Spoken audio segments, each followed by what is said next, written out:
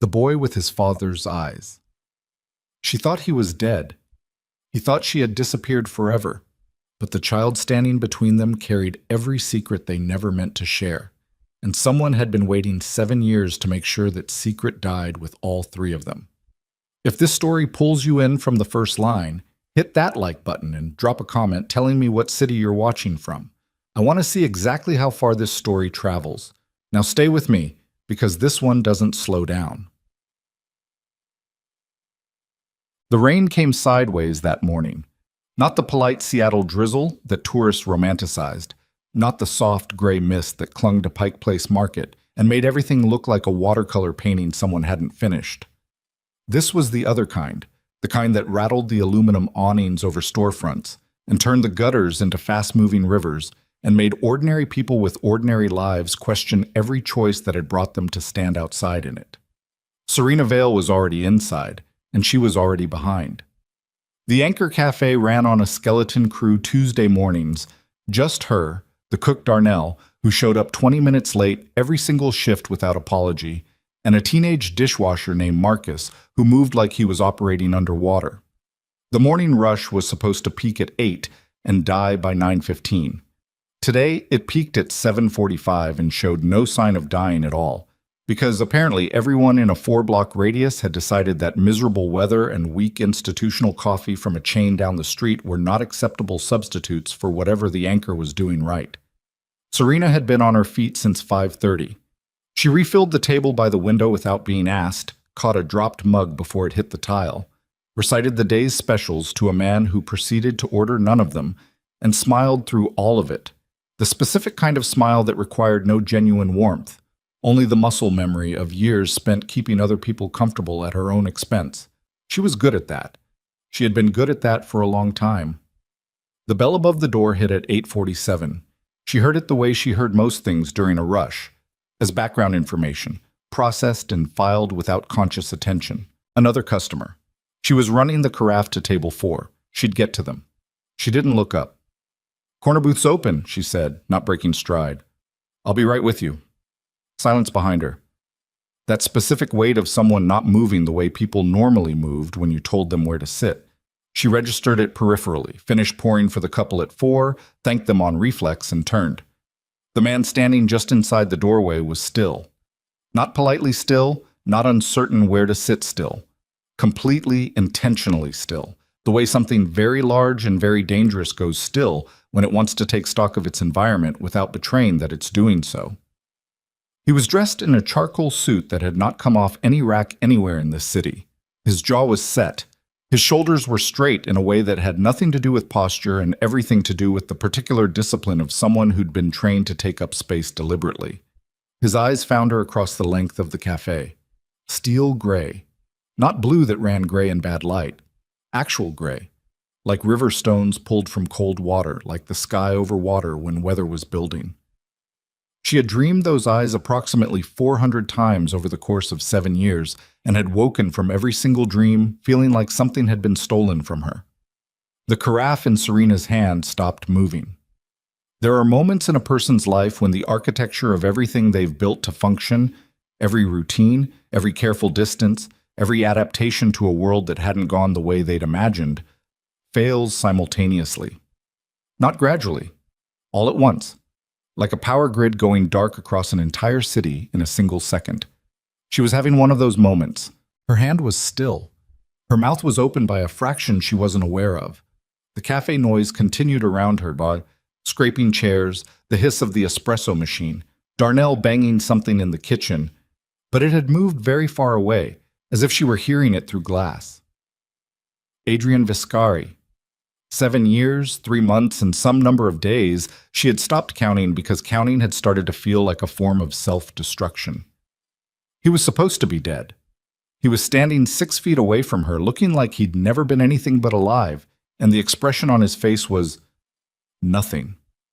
That was what stopped her breathing. Not grief, not relief, not the shock she felt cracking open inside her own chest. His face was a locked room, and the key had been removed a long time ago. She would have stood there. She would have stood there and said something or said nothing or possibly just quit on the spot, walked out the back door past Darnell's station and into the alley and kept walking until the rain swallowed her, except for what happened in the space between one breath and the next. The cafe door opened again. The bell rang, and 5-year-old Noah Vale came through it at a dead run, sneakers squeaking on the wet tile, backpack bouncing, wearing a rain slicker that was approximately 2 sizes too large for his slight frame, and before Serena could process what was happening, before she could move, before she could intercept or redirect or do any of the 1,000 things a parent's nervous system wants to do when a child is heading towards something they shouldn't reach, Noah collided directly with Adrian Vescari's leg. He grabbed on. Both small hands locked around Adrian's calf like a dock line around a cleat. He looked up. He grinned the specific enormous grin of a child who has successfully surprised someone. "Daddy!" Noah said. The word landed in the middle of the cafe like something dropped from a height. The woman at table 2 stopped mid-sentence. The man at the counter put down his mug. Marcus came halfway through the kitchen door and went still. Darnell peered through the pass-through window. Everyone was looking. Serena Vale's hand finally lost its grip on the carafe. It didn't shatter. She caught it against her thigh on pure reflex, coffee sloshing over her wrist and palm, the heat sharp and immediate. She barely registered it. She was watching Adrian Vescari's face, watching for the thing she most dreaded, watching for recognition or confusion or rage, and what she saw instead was something that went through her like a blade. He looked down at the child, and for 1/2 of 1 second, through the locked room of his expression, something moved. Not recognition. Something older than recognition. Something that went beneath the discipline and the years and whatever he had made himself into since the last time she had believed he was in the world. Then it sealed over. He stepped back. Not roughly, just cleanly, disengaging Noah's grip with a careful efficiency that suggested he was extremely uncomfortable with contact in general, and this in particular, and lifted his eyes to Serena. "Outside," he said. Not loud, not a public scene, just the one word, quiet and flat, carrying the absolute expectation of compliance. Serena's throat worked. She set the carafe on the nearest surface without looking at it. She pulled her apron strings once, unnecessarily, the way the hands move when the mind needs a moment to catch up. "Marcus," she said. Her voice was remarkably even. "Cover the floor." The teenager blinked at her, blinked at the man in the suit, said nothing, and nodded. She walked to the door. The rain hit her immediately. She stopped under the narrow metal awning above the entrance, her arms crossing against her chest. Not defensiveness, or not only defensiveness, also the cold. Also the fact that her uniform shirt was not rated for 40-degree rain, and she had walked out without thinking about any of that. Adrian came out behind her. He let the door close. He looked at her for a long moment without speaking. The rain fell between them in a solid gray curtain beyond the awning's edge. A cab ran through a puddle at the curb and threw water against the parked cars. "He's not yours," Serena said. The words came out immediately, and she hated herself for them even as she said them, because they were absurd, and she knew they were absurd, and the fact that she'd said them anyway was evidence of how badly this particular morning had broken her open. Something shifted in his expression. "Not much. Enough. He called me—" "Kids do that." Her voice was still even. She was proud of that. "He doesn't have a father. He's 5. He sees a man in a suit walk in and he thinks it's funny. He does it to the mailman, too. He does it to strangers." Serena. Her name in his voice. She had not heard that in 7 years.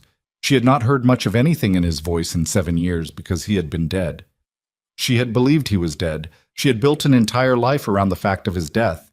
And hearing it now, quiet and certain the way he said everything, made something in her sternum ache like a fracture healing wrong. "Go back inside," he said. "Tell that child's mother to come speak to me." "I'm his mother." The words came out quieter than she meant them to. The silence after them was absolute.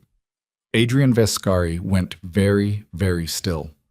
She watched him process it. She watched the locked room of his face cycle through something she couldn't fully read. Calculation, certainly, because his mind never stopped calculating, but underneath it, something raw that he was working to contain. He looked past her through the cafe window. She did not turn to look. She knew what he was seeing. Noah had climbed onto a bar stool at the counter and was trying to steal a muffin from the display case while Marcus pretended not to notice. "How old?" Adrian said. "I told you." "How old is the child, Serena?" His voice was flat and final, the way a door slamming is flat and final. Not raised, never raised, with him. That had always been the thing that told you when you'd gone too far. Not the volume, but the specific texture of the quiet. She exhaled. 5. He looked at her. She looked back. Outside the awning, the rain kept falling. She had done the math, obviously. She had done the math 1,000 times over 5 years, and the math never changed, and she had made her peace with the math, or told herself she had, which was not the same thing. She watched Adrian do the math now, in real time, and she watched him arrive at the same place she always arrived, and she watched his jaw tighten once, and then deliberately release. "That's not possible," he said. But it was the wrong kind of statement. The kind someone makes when they know something is possible and are refusing to accept it rather than genuinely believing in the impossibility. "I thought you were dead," she said. Something moved across his face. "The explosion," she said. "In Dubrovnik, 3 years after you left." "The compound," the news said. "There were bodies, there was forensic evidence. Your organization put out confirmation through 3 different channels that you were—" She stopped, swallowed. "I was already 3 months along. I didn't know what else to do. I left. I took nothing with me. I left everything. I drove 17 hours to Seattle because I didn't know anyone here and no one would look for me here. And I needed him to be safe. I needed him to exist somewhere that didn't have anything to do with—" She stopped again. The word, his world, that world, the specific gravity of what Adrian Vescari was and had always been even before she had fully understood the shape of it, hung between them like something suspended. Adrian was watching her with an expression she had never seen on him before. Not precisely. There were elements of things she recognized, the cold control, the calculation, but something underneath that she could not categorize. It looked distantly like a man realizing he is standing at the bottom of a drop he didn't know was there. "Someone told you I was dead," he said slowly. 3 sources. Someone arranged for 3 sources to confirm it. His voice had changed, very slightly, very precisely, the way a frequency shifts. "That's not how deaths get reported, Serena. That's how deaths get constructed." She stared at him. "What are you talking about?" He didn't answer immediately. He was looking past her again, but not at Noah this time. At something else, or at nothing, at some internal architecture she wasn't permitted to see. "There's a birthmark," he said, "inside the left wrist. Small, crescent-shaped. It's genetic. It runs through my father's line. Brothers, sons, never daughters. My father had it. I have it. My grandfather before him." She knew about the birthmark. Noah had it. He'd had it from birth. A small dark crescent on the inside of his left wrist that she had noticed the first time the midwife cleaned him off and handed him to her, and which had made her cry in a way she'd told herself was just hormones and exhaustion and the normal, overwhelming flood of new parenthood, and which had actually been grief, specific, targeted grief for a man she'd believed was gone. She didn't answer. She didn't have to. Adrian closed his eyes for a fraction of a second. When he opened them, something had settled into them. Not warmth, but something that had weight to it. Something with permanence. "He's mine," he said. Not a question. Her throat was tight. "He's mine." "He's mine too." The rain shifted angle. She was cold. Her wrist where the coffee had spilled was red and beginning to sting in a way she'd be aware of for hours. None of it seemed particularly relevant. "You're going to want to walk back in there," she said. "Collect whatever bodyguards you came with." "I came alone." She almost laughed. The idea of Adrian Vescari coming to a Tuesday morning coffee shop in Capitol Hill entirely alone struck her as so functionally improbable that she almost laughed, except nothing was funny. "You came alone." "I was in the neighborhood." He paused. "That sounds like a lie." "It does." "It isn't. I own a building 3 blocks north. I've been dealing with a contractor dispute for 2 weeks. I came in here because it was raining and the meeting ran long. He looked at her steadily. I was not looking for you. I didn't know you were in Seattle. No one knows I'm in Seattle. Someone does, he said. Someone has known for some time. Someone who also knew where to send forensic reports and intelligence confirmations and 3 separate channels of news about an explosion in Dubrovnik that killed me. He said it clinically, the way he spoke about everything that was actually dangerous. Someone has been moving us both like pieces for 7 years. I need you to understand that. The cold got worse. She pulled her arms tighter.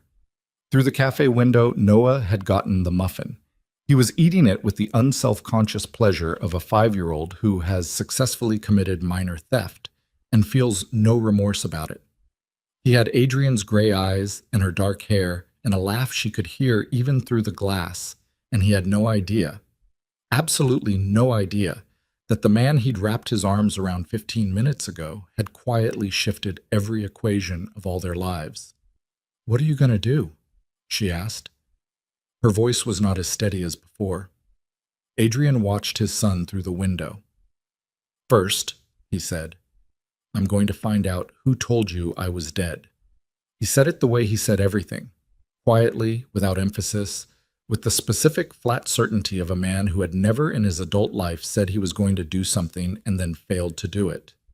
She believed him. She had always believed him. That had always been part of the problem. And then? She asked. He turned his head and looked at her. In the rain and the gray morning light, his eyes were the same impossible color they had always been, the same color that looked back at her every day across the breakfast table in the face of a child who had no idea where he came from. Then I'm going to make sure whoever arranged this never gets close enough to either of you to finish what they started, he said. She didn't ask him to explain what he meant by finish what they started. She understood him well enough to know that the phrasing was not accidental. She understood him well enough to know that he had already, in the 40 minutes since he'd walked through the cafe door, moved into a mode of assessment she had witnessed before. That particular cold clarity that preceded things she had always known were happening around the edges of their time together and had chosen not to examine too closely. You think someone wanted us separated, she said. I think someone made an enormous effort to ensure exactly that. He paused. And I think whoever it was is watching right now to see if it held. The statement landed with a specific weight. She looked at the street involuntarily, the parked cars, the pedestrians moving past with their umbrellas and their coffee cups, the windows of the buildings across the narrow road, the dark mouth of the parking garage 2 storefronts down. Nothing moved. Nothing was obviously wrong. Everything looked exactly like a Tuesday morning in a rainy city, which meant nothing. She knew it meant nothing. She had learned in the years she spent adjacent to Adrian Viscari's world that the most dangerous things wore the most ordinary faces. Noah goes to school at 10, she said. He's not going to school today. She looked at him sharply. I'm not your enemy, he said. The way he said it was not gentle, not reassuring in any conventional sense. He wasn't built for that, had never been built for that. It was simply a statement he was making the way he made all statements, as if the truth of something was the truth of it regardless of whether it was convenient. I'm the last person in the world who wants harm to come to that child. You understand that? She did. She hated that she did, but she did. One day, she said, you stay out of his sight and out of his life for one day while I figure out. Serena. Quiet. Final. There's a man sitting in the black sedan across the street who was not there when I came in. He's been looking at this cafe for 11 minutes. She did not turn her head. He has a direct line of sight to the counter, Adrian said, where your son is sitting. Her hands, folded across her chest against the cold, pressed harder against her ribs. You have 30 seconds to tell me if there's a back exit, he said. She told him. Her voice did not shake. She wanted to believe that was strength. She suspected it was only that she had run out of room inside herself to be afraid in any way that produced sound, and what was left was the harder, quieter thing. The thing that had kept her functioning for 5 years as a single parent with no safety net in a city where no one knew her name.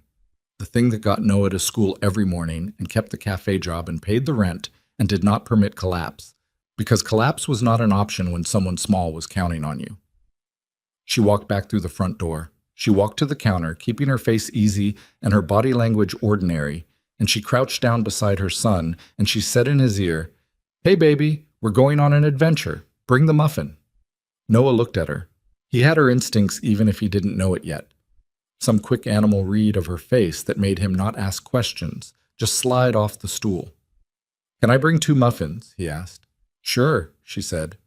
He took 2. They went out through the kitchen, past Darnell, who said, "Hey," and then didn't finish the sentence because one look at her face apparently told him everything, and through the back door into the alley. Adrian was already there. He'd come around the building in the time it took them to cross the cafe floor. He stood in the alley rain, charcoal suit already soaked through the shoulders, and he looked at Noah with the expression of a man encountering something he had no training for and no defenses against. An expression Serena had never once seen on his face and suspected no one had ever seen there. An expression that lasted perhaps 3 seconds before his face went to its default careful blank. Noah looked up at him. "You're the man from inside," Noah said. "Yes," Adrian said. "You didn't say anything when I called you Daddy." "I know." "That's okay," Noah said, with the philosophical generosity of a 5-year-old for whom the world is still mostly comprehensible. "My friend Carlos has 2 dads, and neither of them answer right away either." Something moved across Adrian's face, not the locked room, something that hadn't been there before and hadn't been named yet. "We need to move," he said to Serena over Noah's head. "I know," she said. "There's a vehicle 2 blocks east. My driver." "I thought you came alone." "I came into the cafe alone." She almost said something else. Instead, she reached down and took Noah's hand, the small, warm weight of it in her cold palm, and she looked at Adrian Vescari, the man she had mourned, the man she had rebuilt herself in the absence of, the man whose son was eating a stolen muffin in an alley in the rain. And she made the specific kind of decision that isn't really a decision because there is only one direction available to you when all the other doors have sealed. She followed him. 3 blocks away, her phone buzzed in her apron pocket. She pulled it out. Unknown number. She didn't answer it. She looked at the screen for the 3 seconds it rang and then it stopped. A text arrived. 4 words. "You should have run." Her hand tightened around the phone. She looked up at the back of Adrian's head, at the rain soaking through his suit, at the straightness of his shoulders that never changed regardless of what was happening. And she thought about the black sedan across the street and the man looking at the cafe window. And she thought about 7 years of believing she was safe because she was hidden. And she thought about how completely and finally that particular belief had just been dissolved. She put the phone back in her pocket. She didn't tell Adrian about the text. Not yet. Because in the space of the last 40 minutes, she had relearned something she had spent 7 years trying to forget. That knowing Adrian Viscari meant being permanently adjacent to things that wanted to kill the people close to him, and that this was not going to change simply because she had believed he was dead and built something small and careful and hers in his absence, and that Noah, 5 years old, muffin in each hand, asking Adrian how tall the buildings were, had inherited not just his father's eyes, but his father's enemies. And she didn't yet know if the man walking beside her was the only thing standing between her son and those enemies, or whether he was the reason those enemies had found them in the first place. The sedan pulled up, dark glass. Serena couldn't see the driver's face. Adrian opened the rear door. "Get in," he said. She looked at him. "Serena." She got in. The door closed behind her. Noah climbed into the middle seat and immediately began asking questions about the car's interior lighting in the specific exhausting way of 5-year-olds who have never met a detail they didn't want explained. Serena watched the alley they'd come from through the tinted rear window. Nothing followed them out of it. Nothing she could see. Adrian got in the front passenger seat. He said one word to the driver and the car moved. Serena watched Seattle slide past the dark glass. She thought about the text. "You should have run." She thought about the man in the sedan with the direct line of sight to her son. She thought about Adrian's voice saying someone arranged for 3 sources to confirm it. She thought about Lucien Moretti's name, which she had heard once, 7 years ago, from Adrian himself in an unguarded moment, described as the most loyal man in his organization. She thought about loyalty and what it cost and what it meant when someone decided it wasn't enough. And she thought about the fact that whoever had sent that text, whoever was watching, Whoever had arranged the false death and the intercepted letters and the years of careful separation was doing it right now, was watching the sedan pull away from the curb, was already deciding what to do next. They had found her. After 7 years of silence and careful invisibility, they had found her. And the only reason she could think of, the only logical, functional reason for why they had waited, why they had known and waited and done nothing until today, was that they had been waiting for exactly this. For Adrian to walk through the cafe door. For Adrian to see his son. For the two of them to be in the same place at the same time so that whatever came next could erase them both in one move. The sedan accelerated onto the expressway. Noah fell asleep against her arm 11 minutes later, the second muffin half-eaten in his lap, completely unbothered by the fact that his entire world had just changed. Serena sat with her cold hands in her lap and her son asleep against her shoulder and watched Adrian make a phone call in the front seat, his voice too low to hear, and she understood with a clarity that felt like the rain, cold and total and coming from everywhere at once, that the careful, ordinary life she had built in this city was already gone. The only question now was whether what replaced it would keep her son alive. She looked at her phone. You should have run. She hadn't. She wasn't sure yet if that was courage or the worst mistake she'd ever made. The sedan smelled like leather and something chemical underneath it, cleaning solvent or gun oil or both. And Serena sat with Noah's weight warm against her left side and watched the back of Adrian's head and said nothing for 11 miles. He was on the phone the entire time.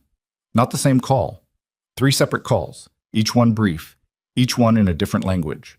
English first, then something that sounded like Italian but moved faster and with harder consonants, then a third she didn't recognize at all. He never raised his voice.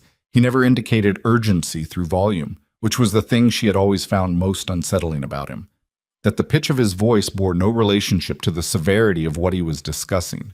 He could be ordering lunch or arranging the elimination of a problem and the register was identical. She'd told herself once that she found it reassuring. She'd been 23 and very stupid about certain things. The driver took them off the expressway at an exit she didn't know and through a series of turns that felt deliberate. Not the route to any specific destination, but the route of someone checking for a tail, doubling back, moving in patterns. She recognized it vaguely from a different life, from a different version of herself who had asked fewer questions than she should have. Noah slept through all of it. He was a good sleeper. He'd always been a good sleeper, which she had counted among her private blessings since the first year when she'd been doing everything alone and sleep had been the only resource she couldn't manufacture on her own. He slept with his mouth slightly open and one hand loose in his lap and the half-eaten muffin tilting dangerously, and Serena caught it before it fell without taking her eyes off the road ahead. Adrian ended the third call. The car was quiet for the first time since they'd pulled away from the alley. "Where are you taking us?" Serena said. "Safe house, 20 minutes?" "Your safe house." "Yes." That's not reassuring. He turned his head slightly, not quite looking at her. It's more reassuring than the alternative. Which is? Staying anywhere you've been before. He paused. They know your cafe. They know your routine. If they've been watching for any significant period, they know your apartment. The apartment. She thought about her apartment. The specific combination of small and carefully arranged that she'd made feel like home over 4 years. Noah's drawings on the refrigerator. The crack in the kitchen tile she kept meaning to report to the landlord, the fire escape outside his bedroom window that she'd never once thought of as a liability until right now. "How long?" she said. "How long do you think they've been watching?" Adrian was quiet for a moment. "Long enough to know that today would be the day." "That doesn't answer the question." "No," he said. "It doesn't." She let that sit. She knew what it meant when he declined to answer a question directly. It meant the actual answer was worse than a non-answer, and he'd made a calculation about what she could absorb in a moving vehicle with a sleeping child. She hated that she still knew how to read him. She hated more that he was probably right. The safe house turned out to be a floor of a building in an industrial area south of downtown, not a residential neighborhood, not anywhere she'd been before. A converted warehouse that had been renovated into offices or storage or both. 4 stories of raw concrete and small high windows. The driver pulled into an underground garage and they sat with the engine off for 30 seconds while Adrian watched the mirrors. Then he got out. Serena lifted Noah without waking him. He was heavy, heavier than he looked, dense the way small children sometimes are, all that concentrated life. And she shifted him against her shoulder and followed Adrian through a steel door and up 2 flights of stairs. The room was large and aggressively plain, concrete floors, high ceilings, several folding tables, a bank of monitors along one wall that were currently dark, a kitchen area along another wall, functional and stripped down, no decoration, 2 closed doors that she assumed led to sleeping areas. A man was already there. He was sitting at one of the folding tables with a laptop and a coffee, and he stood when they came in with the easy, unhurried movement of someone who had been expecting them. He was in his 50s, silver-haired, with the particular build of a man who'd been physically formidable once and had maintained enough of it to remain relevant. He wore a dark sweater and no jacket. His eyes went to Serena and Noah and processed them with a speed that told her he was good at processing unexpected information. He looked at Adrian. "Lucien," Adrian said. Something cold moved through Serena's chest. Not recognition. She'd never met this man. Something more instinctive. The particular alertness that fires when a room changes and you don't know why yet. "The cafe had coverage," Adrian said, moving past pleasantries entirely. "Black sedan, direct line of sight to the interior. Someone knew she'd be there." Lucien Moretti nodded slowly. His face expressed appropriate concern. "How long has she been in Seattle?" 4 years, apparently. "And you had no idea?" "None." Adrian set his jacket on the back of a chair. His shirt underneath was soaked through the shoulders from the rain. He didn't seem to notice. "Which means either our surveillance on the Pacific Northwest was inadequate, or someone was actively blocking the information. Or she was simply very careful," Lucien said. He looked at Serena with something she might have read as sympathy. "You were very careful." "I was," she said. Her voice came out flat. She set Noah down on a couch that was against the far wall, utilitarian gray, military surplus or close to it, and arranged him on his side with his backpack as a bolster because she had no blanket and he was still asleep, and she wanted him to stay that way for as long as possible. She wanted him to stay that way until she understood what she'd walked into. She straightened up and looked at Lucien Moretti. He was watching her with an expression of patient interest. "You're the consigliere," she said. "I've held that role, yes." "Among others." He smiled. It reached his eyes perfectly. "Serena, I've heard of you, of course, though I understand you go by Vale now rather than—" "I've always gone by Vale," she said. "That was my name before?" "Of course." The smile adjusted without losing any warmth. "You must have questions." "About 100. Ask what's most important." She looked at Adrian, who was standing with his back to the monitors and his arms at his sides, watching the exchange. His face gave her nothing. "When he disappeared," she said. She wasn't looking at Lucien anymore. She was looking at Adrian. "7 years ago, when you left—" She stopped. Started again. "You left. You were there, and then you weren't. No explanation. I assumed the relationship was—" "It was not my choice," Adrian said. 3 months. That was how long they'd had. Not a relationship in any official sense, nothing named or declared, but something that had weight to it, something that had felt like it was becoming something. And then one morning he was simply not where he was supposed to be, and no one she could safely ask knew anything, and she'd spent 3 weeks telling herself it was the nature of the world he inhabited, the nature of men like him, the nature of her own poor judgment. And then the pregnancy test. And then, 8 weeks after that, the news about the explosion. "Someone pulled you," she said. "Someone made you leave.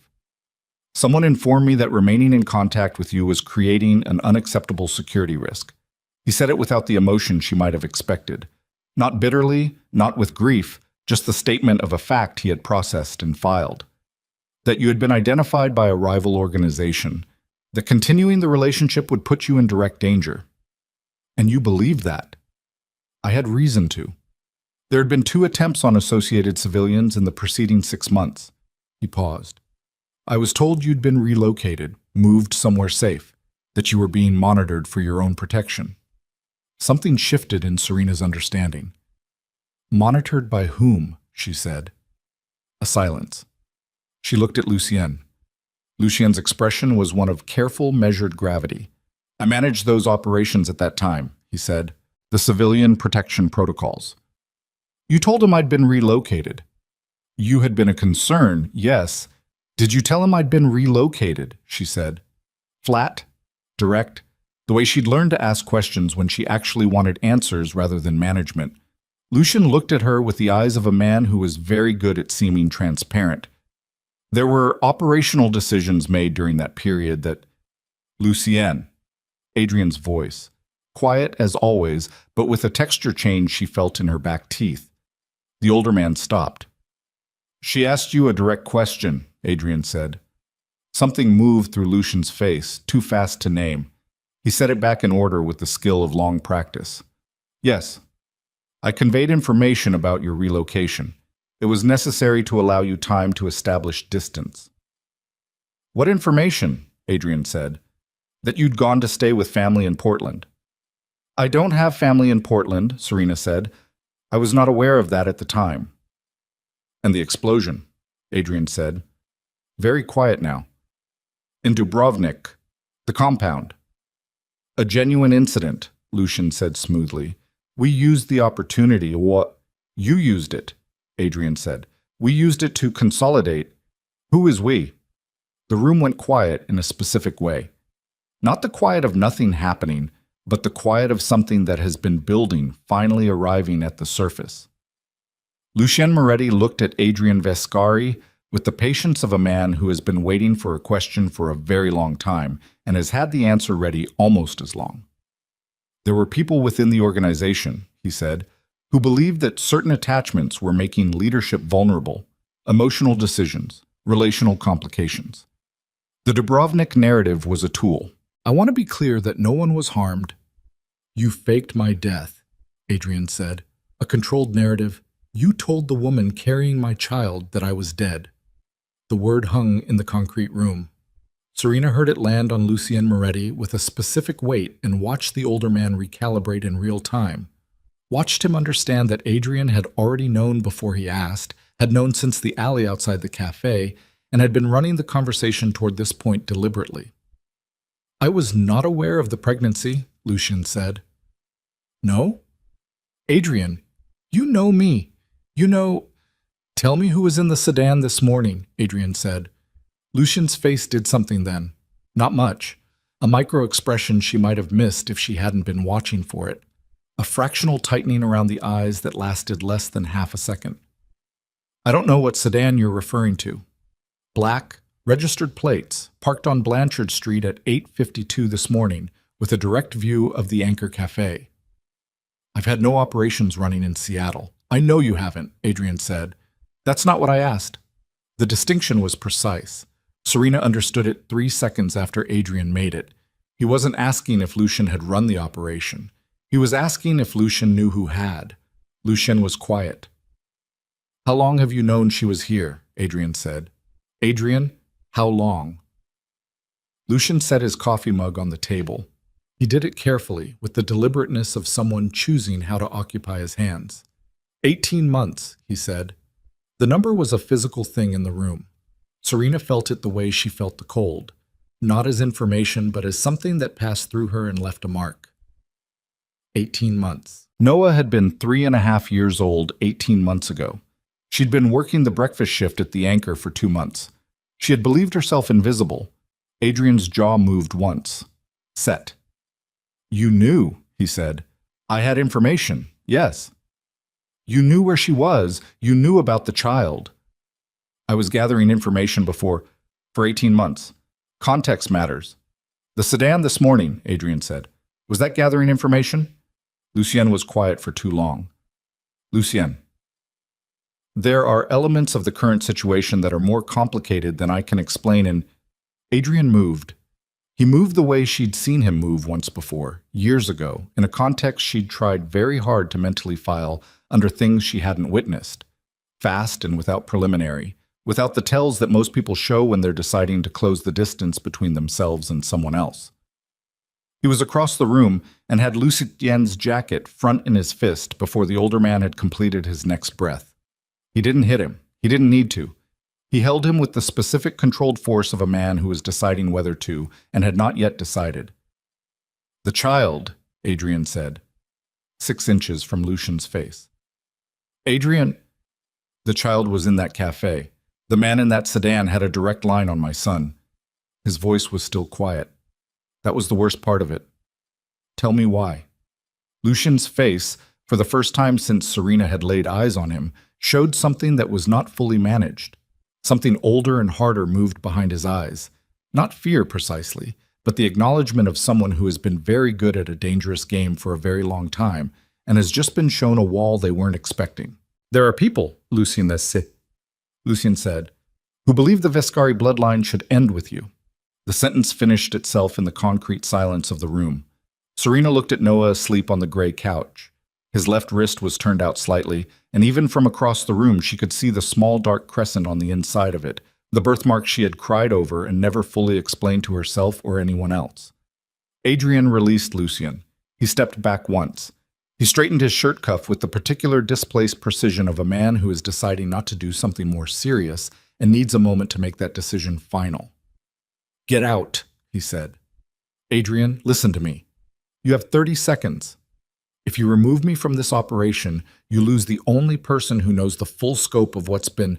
You had a man watching my son. The quiet was absolute. 25 seconds.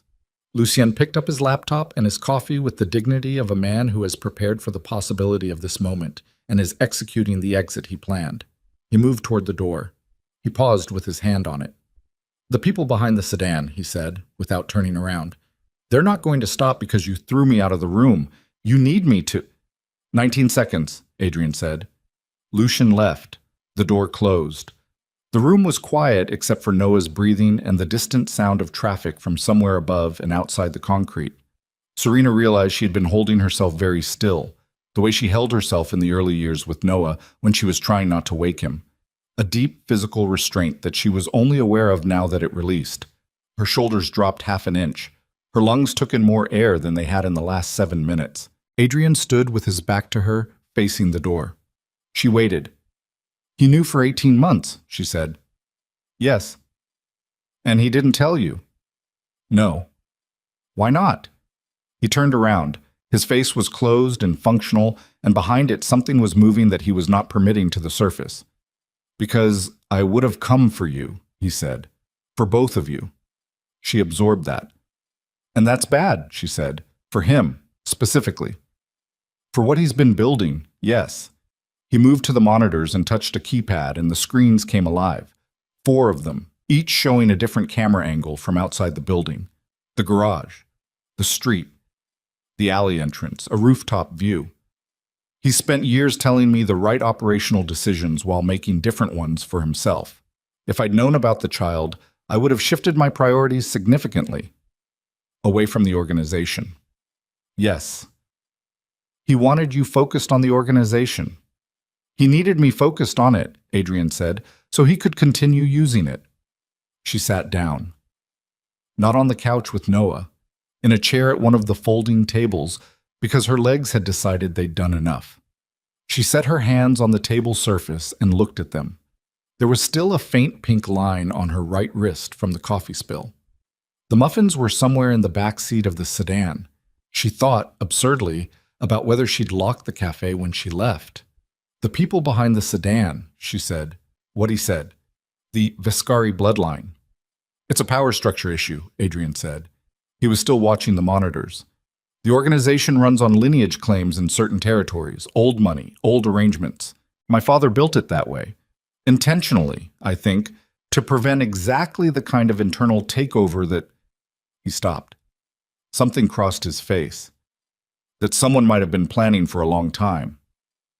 She watched him arrive at something. Watched the specific sequence of a man whose mind worked through implications with mechanical clarity, reaching a conclusion he didn't want. How long have you trusted Lucian? She said. 22 years. And in 22 years... He was never wrong, Adrian said, flat, clinical. Every intelligence assessment, every risk evaluation, every recommendation. He was never wrong. People who are never wrong, she said, are either very good or very careful about which information they give you. Adrian looked at her. She looked back. Something moved between them that wasn't warmth and wasn't the ghost of what they'd been to each other 7 years ago, but was something else. The specific recognition of two people who understand each other's intelligence and are currently on the same side of a problem. He said there are people, she said. Multiple. Not just him. Yes. So removing him from the room didn't... No, Adrian said. It didn't. Her phone buzzed. She pulled it out. The same unknown number as before. This time it was a photo. She looked at the photo for a long moment before she showed it to Adrian. When she did, he crossed the room in 4 steps and took the phone and looked at it with the stillness of someone who has trained themselves not to react to things that require immediate reaction. The photo was of the Anchor Cafe. It had been taken from inside, through the window, at the counter where Noah had been sitting 30 minutes ago. The timestamp in the corner read 9:14 a.m. Current time, 9:09 a.m. She said, "That's 5 minutes from now," Adrian said. "That's not possible. Someone sent you an image from 5 minutes in the future. That's not..." "Someone said a delayed send," he said, with the controlled speed of a man correcting a misunderstanding under time pressure. "They were in the cafe. They took the photo while you were still there, cued it to deliver at 9:14, and walked out. The message is that they were close enough to touch him. The close enough to touch him landed somewhere in her chest that had no defense for it." Adrian was already on his phone again. She looked at Noah. He'd shifted in his sleep, turned onto his back with one arm thrown up over his head, the posture of a child who has never once in his life felt unsafe enough to sleep defensively. That particular innocence, that complete and absolute trust that the world would hold still while he wasn't paying attention, felt like the most fragile thing she'd ever been responsible for protecting. She stood up. Her voice, when she spoke, was level with the specific effort of someone who has decided to be level as an act of will, rather than because they are. "What do we do now?" Adrian lowered his phone. He looked at her. "We find out how deep this goes," he said, "and we do it tonight, before they move again. And Noah, he stays here. I'll have 2 men on this floor by..." "He stays where I can see him," she said. Hard, non-negotiable. The first truly non-negotiable thing she'd said since this morning, and something in her voice made it clear that this particular negotiation wasn't opening. Adrian looked at her. The locked room of his face did something that might, under other circumstances, have looked like respect. "Then you stay in the room," he said. "Both of you. You don't open the door unless I give you a code word." "What's the code word?" He thought about it for 1 second. "Coffee," he said. Something almost like a laugh moved through her, dark and involuntary, and gone almost before it arrived. She nodded. He was halfway to the door when she said, "Adrian." He stopped. "Lucienne," the way he left. She paused, choosing the words. He wasn't scared. Adrian turned his head. "You told him to leave, and he left," she said. "But he wasn't scared. He was calculated. Like a man who has somewhere else to be, and you just gave him permission to go there." The silence that followed had a texture to it. Adrian stood in the doorway with one hand on the frame and processed what she'd said with the same cold clarity he brought to everything. And she watched him arrive at the same place she'd arrived, and she watched his face do the thing it did when the problem was worse than the previous estimate. He reached for his phone. She heard him call someone, one word, a name she didn't catch, and say, "Find Lucien, now. Don't let him make a call." He looked at her one more time before he went through the door. She looked back. The door closed. She moved to the couch and sat next to Noah and put her hand on his back, feeling him breathe, slow and even, and entirely unaware. And she looked at the 4 monitors across the room, showing the empty street, the empty alley, the empty garage. On the monitor showing the rooftop view, something moved. She leaned forward. A figure. On the roof of the building across the street. Standing still, looking down. Then stepping back out of the frame. She grabbed her phone. She dialed Adrian's number. It rang 4 times, went to voicemail. 2. She stood up, heart slamming against her ribs with a force she felt in her throat, and crossed the room to the door and put her hand on it. And that was when she heard it. From somewhere below, from the direction of the garage, a sound she had hoped never to hear in a building where her child was sleeping. 2 gunshots. Then nothing. 2 shots. Then the specific silence that follows gunfire indoors. Not quiet, not the absence of sound, but the presence of a ringing absence, the air still vibrating with what it had just been asked to absorb. Serena's hand was on the door. She did not open it. Every instinct in her body was pulling in 2 directions simultaneously with equal force. Noah behind her on the couch, the sound below her through the floor, and the absolute impossibility of choosing between them with any confidence that the choice was right. She stood with her palm flat against the cold steel of the door and her forehead almost touching it, and she breathed. Once. Twice. Noah was still asleep. She could hear him. The soft, irregular rhythm of a child's sleep breathing, the small, unconscious sounds he made when he shifted. He hadn't woken. The concrete had absorbed the sound, or the distance had been enough, or he was simply the kind of sleeper who required more than 2 gunshots to pull him back from whatever 5-year-olds dreamed about. She took her hand off the door. She crossed to the monitors. The garage camera, bottom left screen, showed nothing. An empty concrete floor. The sedan still parked where the driver had left it. No movement, no bodies visible. Whatever had happened was off-frame, or the camera had been positioned badly, or both. The street camera showed 2 men she didn't recognize moving quickly along the sidewalk away from the building's exterior entrance. They were not running. Running drew attention. They were moving with the controlled speed of professionals who understood the difference between urgency and visibility. She watched them until they went off frame. Her phone was in her hand. She tried Adrian again. 4 rings. Voicemail. She tried a 3rd time immediately. 2 rings this time, then a disconnection, which was different from voicemail, which meant the call was being ended by the phone rather than going unanswered. Someone was rejecting her calls. She stood very still for 3 seconds and processed what that meant. Then she went to Noah and crouched down in front of him and put her hand on his shoulder. "Hey," she said quietly. "Baby, wake up." He surfaced with the boneless resistance of a small child being pulled from deep sleep. "I need you awake, just for a little bit." He opened his eyes. He looked at her face with the unfiltered accuracy of a child who has spent 5 years learning to read his mother's expressions as a primary source of information about the state of the world. She watched him read her now. He sat up. "Is it bad?" he asked. "We're okay," she said. "I need you to stay right here and not make any noise. Can you do that?" "Where are you going?" "Nowhere." She meant it. She was not opening that door. She was not moving from this floor until she had more information than she currently had, because the last time she had acted on partial information, she had spent 7 years believing a dead man's timeline. "Okay," Noah said. He said it with the solemn practicality of a child who has been raised by a woman who does not panic, and has therefore learned to calibrate his own responses to hers. He picked up the remaining muffin from his lap and ate a piece of it and watched the monitors with her. She almost told him not to look. She didn't. He was already looking. And the monitors showed nothing now except the empty street and the empty alley and the garage with the sedan and no bodies. No bodies was either good or bad, and she couldn't determine which. The door opened. She spun. Adrian came through it with blood on his left sleeve. Not his own, or she thought not his own, because he was moving with no physical impairment, no favoring, no asymmetry that suggested injury. He closed the door behind him and his eyes went immediately to Noah, and something in his face shifted in the specific involuntary way she was beginning to recognize.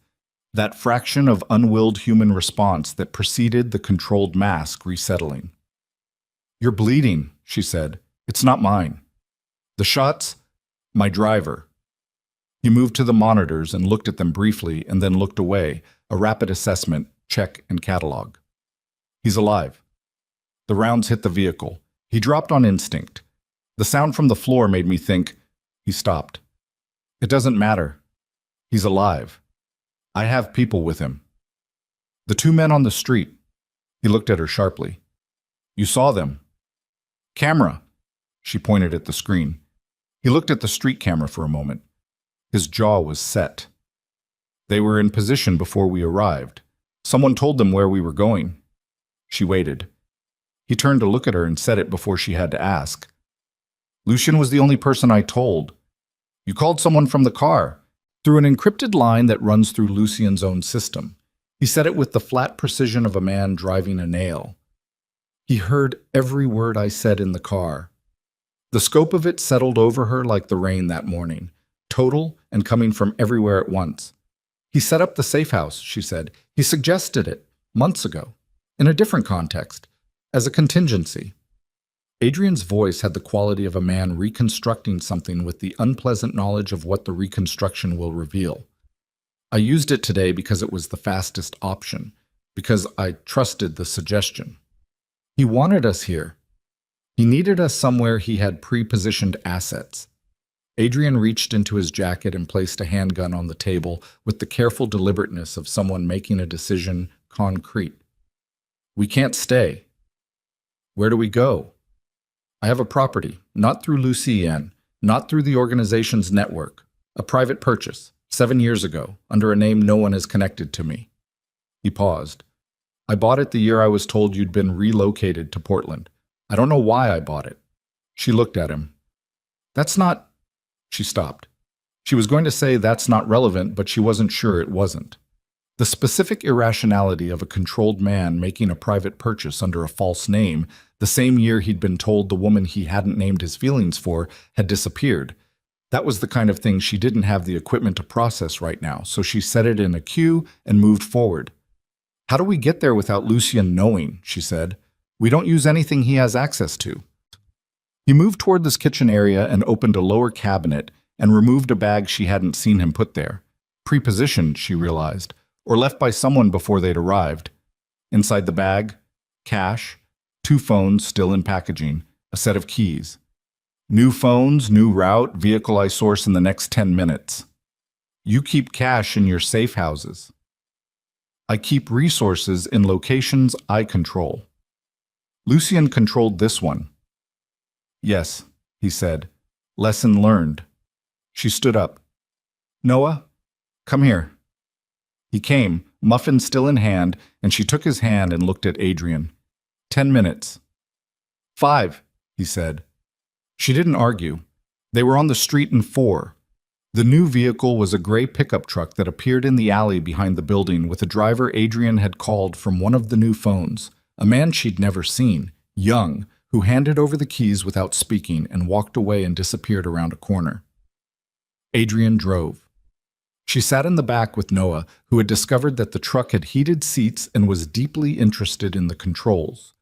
They drove north. 45 minutes of surface streets, no freeway, Adrian running the mirrors in the particular way she'd observed before. She watched him, and she watched the road behind them, and she thought about Lucien Moretti's exit. The calculated absence of fear, the way he'd moved toward the door, a man going where he intended to go. She thought about 18 months. She thought about the photo with the future timestamp. She thought about all the ways you could surveil a person and the person never knows, never feels the weight of being observed, moves through their days believing themselves private and contained. She thought about whether there were other things she didn't know. The property was 40 minutes north of the city, off a county road that became gravel, and then became dirt, and then became a long driveway through Douglas firs that filtered the gray afternoon light into something almost silver. The house at the end of it was modest. 2 stories, cedar siding, a covered porch, the kind of house that belonged to a person who wanted to be somewhere that wasn't a city without being too far from the idea of one. It was also entirely unexpected from the road. You couldn't see it until the last turn. She filed that away. Inside, cold from being unused, but structurally sound. Furniture under dust covers. A wood stove in the main room. A kitchen with dry goods in the cabinets. Shelf stable, deliberately stocked. A table. Chairs. A narrow staircase leading up.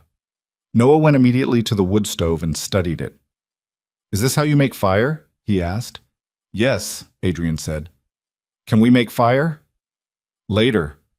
That means no, Noah told Serena in a stage whisper.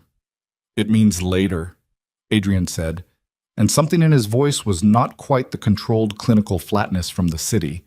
There was an edge in it that was sharper and less deliberate, as if the management of small, ordinary conversation was requiring more bandwidth than he had available, and some of it was leaking through.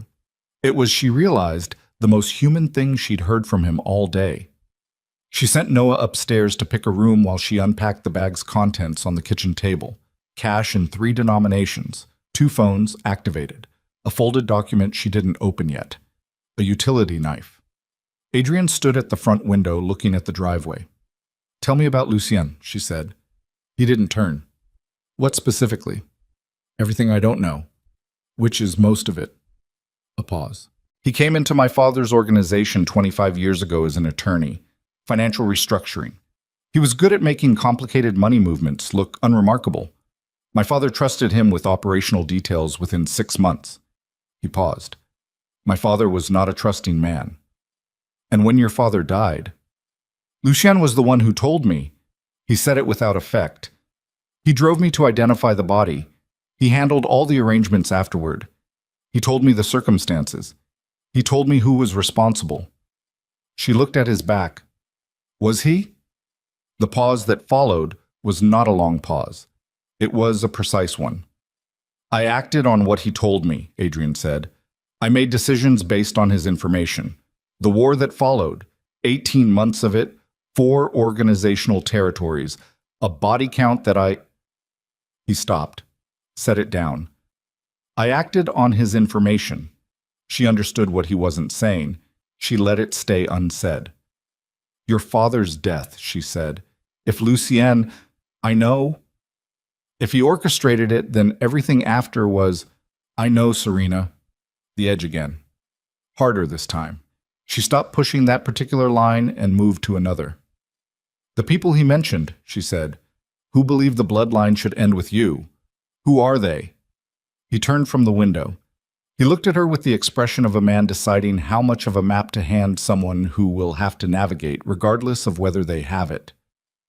"The financial structure of the organization depends on inheritance protocols," he said. "Territories, alliances, debt arrangements, they all carry forward through family claim. Without a direct heir, everything would need to be renegotiated upon my death. Renegotiated or simply taken. And with a direct heir, everything continues automatically, without negotiation." She thought about Noah upstairs, choosing a room, probably opening every door and inspecting every closet with the investigative thoroughness of a child in an unfamiliar space. "Lucien wants the territories," she said. "Lucien wants what he's spent 20 years helping build," Adrienne said. "He doesn't want to inherit it. He wants to control it, which requires removing the legitimate claim. You and Noah. In that order."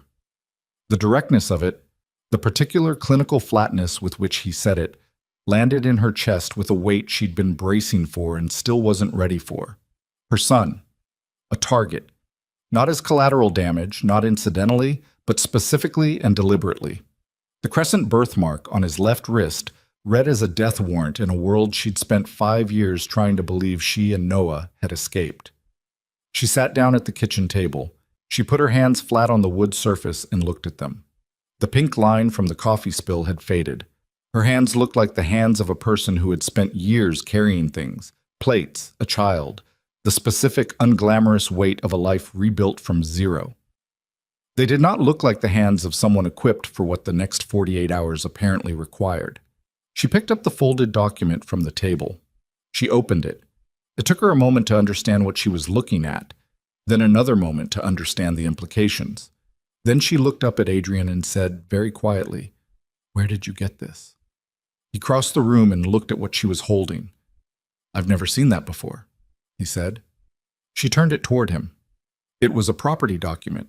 Specifically, it was a deed for a building in the Belltown district of Seattle, registered 7 years ago, under a name she didn't recognize, but the address she recognized. It was the address of the building where she'd lived when she'd first arrived in Seattle, the apartment she'd rented with cash and a false reference and the specific desperation of a pregnant woman with 17 hours of driving behind her and nowhere she was certain was safe.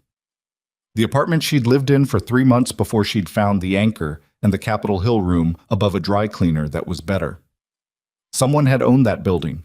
Someone had bought that building, as a property investment, or as a surveillance position, or as both, 7 years ago. The name on the deed was not Lucien Moretti. It was a name she recognized from a different direction entirely, from a conversation that had not happened in this context, from a reference made once, casually, in the way that people mention details they consider too minor to require discretion. She looked at Adrian. "Marcus Webb," she said. "Do you know that name?" Something moved through his face.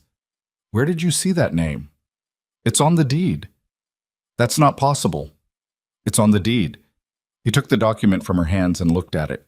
She watched him read the name and watched something change in the quality of his stillness. Not more controlled, but differently controlled, as if the thing he was containing had shifted shape. "Marcus Webb is dead," he said. "When?" 4 years ago. He was a financial intermediary, worked with 3 separate organizations including ours. He died in a car accident in Vancouver. Organized. Ruled accidental. "Organized," she said again, harder. Adrian set the document on the table. He looked at it. "Webb was Lucien's external contact for the money movements that my father originally hired Lucien to manage. If Webb's name is on a property registered at your first Seattle address..." "Lucien wasn't working alone from the beginning," she said. "Webb knew where I was from the moment I arrived, which means Lucien knew, which means the 18 months he admitted to was a lie. He's known since you got here. He's known since before I got here." She paused, the logic assembling itself in real time with the specific cold clarity of someone who has run out of the luxury of processing things slowly. The Dubrovnik story. The 3 channels of confirmation. He needed me somewhere specific, somewhere he had visibility. He didn't just fake your death and let me run. He ran me. He put me where he wanted me. The silence had a different quality than before. Adrian looked at her with the expression of a man who has built his entire operational life on a foundation he's just discovered was poured by someone else. "He chose Seattle," Adrian said. "He chose Seattle," she said. "He chose the building. He chose the timing. All of it." "Why Seattle?" "Because you have the building 3 blocks from the anchor," she said. "The one you've been dealing with a contractor dispute over for 2 weeks. He knew you'd end up there eventually. He knew proximity would create contact. He engineered this morning." The words arranged themselves in the air between them, like something structural, like the frame of something very large they were only now seeing the full dimensions of. Someone had spent 7 years building toward a Tuesday morning in a rain-soaked cafe.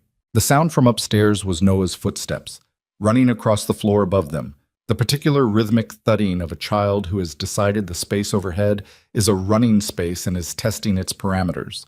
Adrian looked at the ceiling. Serena looked at Adrian. "He wanted us together," she said, "in the same place at the same time so he could end it." "Or," Adrian said, and the quality of his voice had changed to something she hadn't heard before, something colder and more careful than the operational control, something underneath it. "Or he wanted me to find you first, to know about Noah, to make me want to protect something." She didn't understand immediately. Then she did. "A man who wants to protect his son," she said slowly, "makes different decisions than a man who has nothing." "A man protecting his son can be leveraged," Adrian said, "can be moved, can be brought to specific locations at specific times under the guise of keeping them safe." He paused. "A man protecting his son walks into traps that a man with nothing to lose would never enter." The wood stove was cold. The house smelled of cedar and disuse. Outside, the firs moved in a light wind that had picked up since they'd left the city. "He's going to take Noah," she said. "He's going to try to take Noah," Adrian said, "and use him to move me.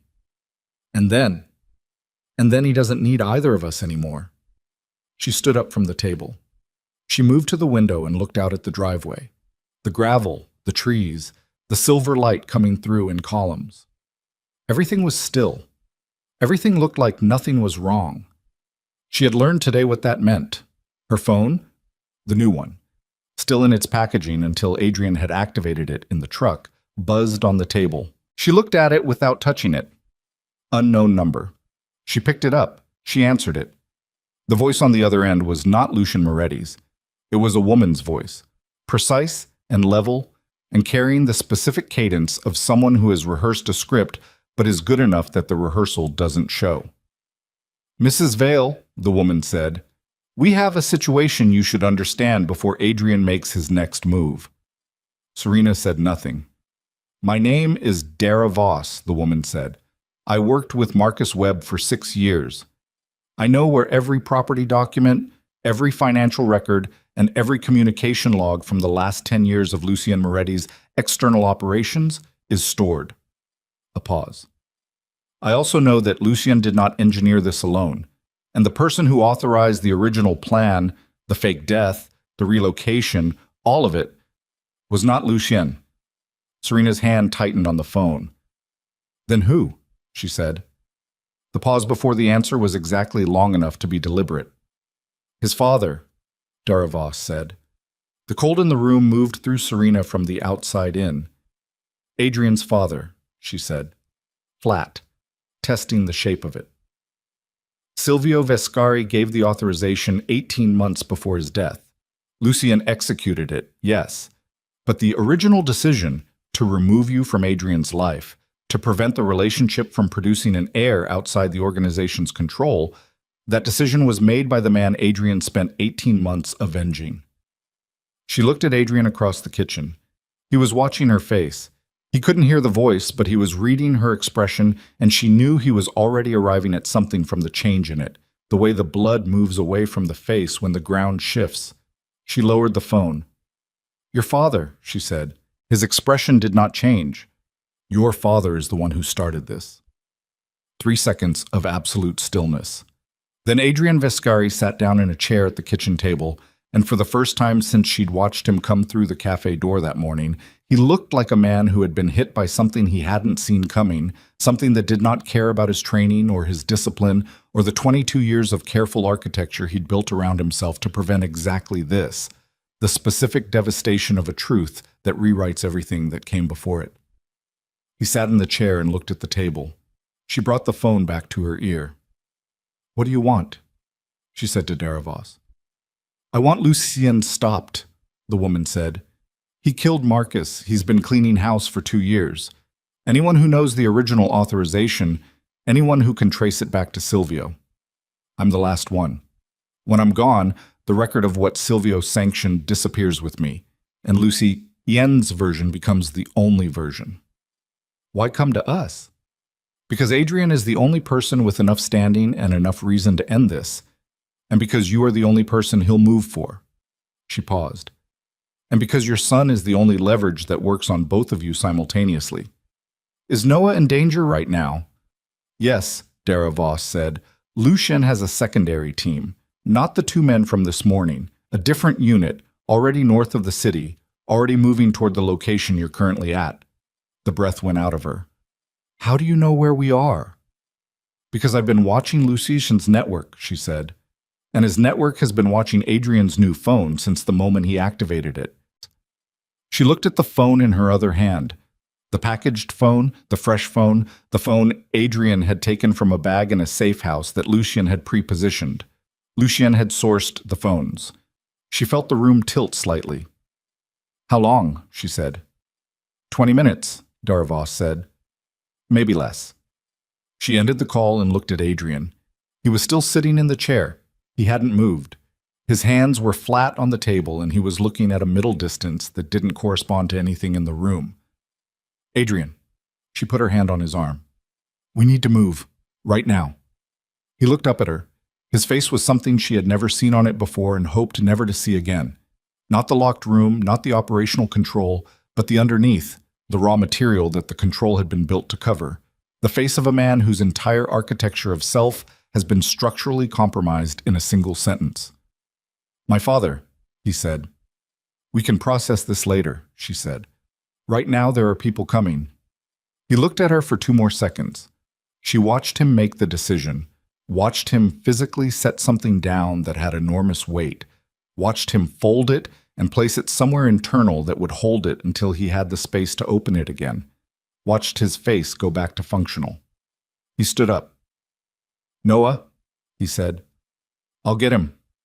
She was already moving to the stairs. She took them 2 at a time, calling Noah's name, and she found him in the back bedroom, standing at the window looking at the trees. Time to go again? He asked. Time to go again, she said. She picked him up, all of his dense, small weight, and carried him down the stairs, and he did not ask questions this time, just held on, his arms around her neck, his face against her shoulder, trusting her. She reached the bottom of the stairs. Adrian was gone. The front door was standing open. Outside, through the open door, she heard the sound of a vehicle on the gravel drive. Not their truck, something heavier. And then she heard Adrian's voice from somewhere she couldn't see, outside, off to the left, saying one word in the particular quiet that meant he was not being cautious. He was being surgically precise about the amount of sound he was making. "Run," he said. She ran. She ran through the back door with Noah's arms locked around her neck and hit the tree line at full speed. The furs swallowed them immediately. The light dropped, the temperature dropped. The ground went from gravel to soft, needle-covered earth that muffled her footsteps and gave her ankles nothing reliable to push against. She ran anyway.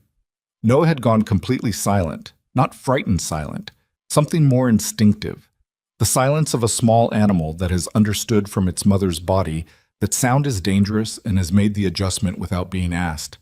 She did not look back. She counted her own breathing, in through the nose, out-controlled, the way she'd learned to do it during the 3 months after Noah was born, when she'd had panic attacks at 2 a.m. standing over his crib, certain that the world was about to come apart. She had practiced breath control as a survival tool long before she understood that it might one day be a literal one. Behind her, back at the house, she heard voices. 2, maybe 3. Doors. The sound of the vehicle she hadn't been able to see from the stairs. She kept moving. The tree line opened briefly onto a shallow creek bed. Rocks, 6 inches of fast cold water, the steep opposite bank. She went through without stopping, the water shocking against her shins, Noah making one small involuntary sound at the cold, and up the bank on the other side using her free hand against the mud slope, tearing fingernails, not registering it. She reached the top and pressed her back against a fir trunk and breathed, listened.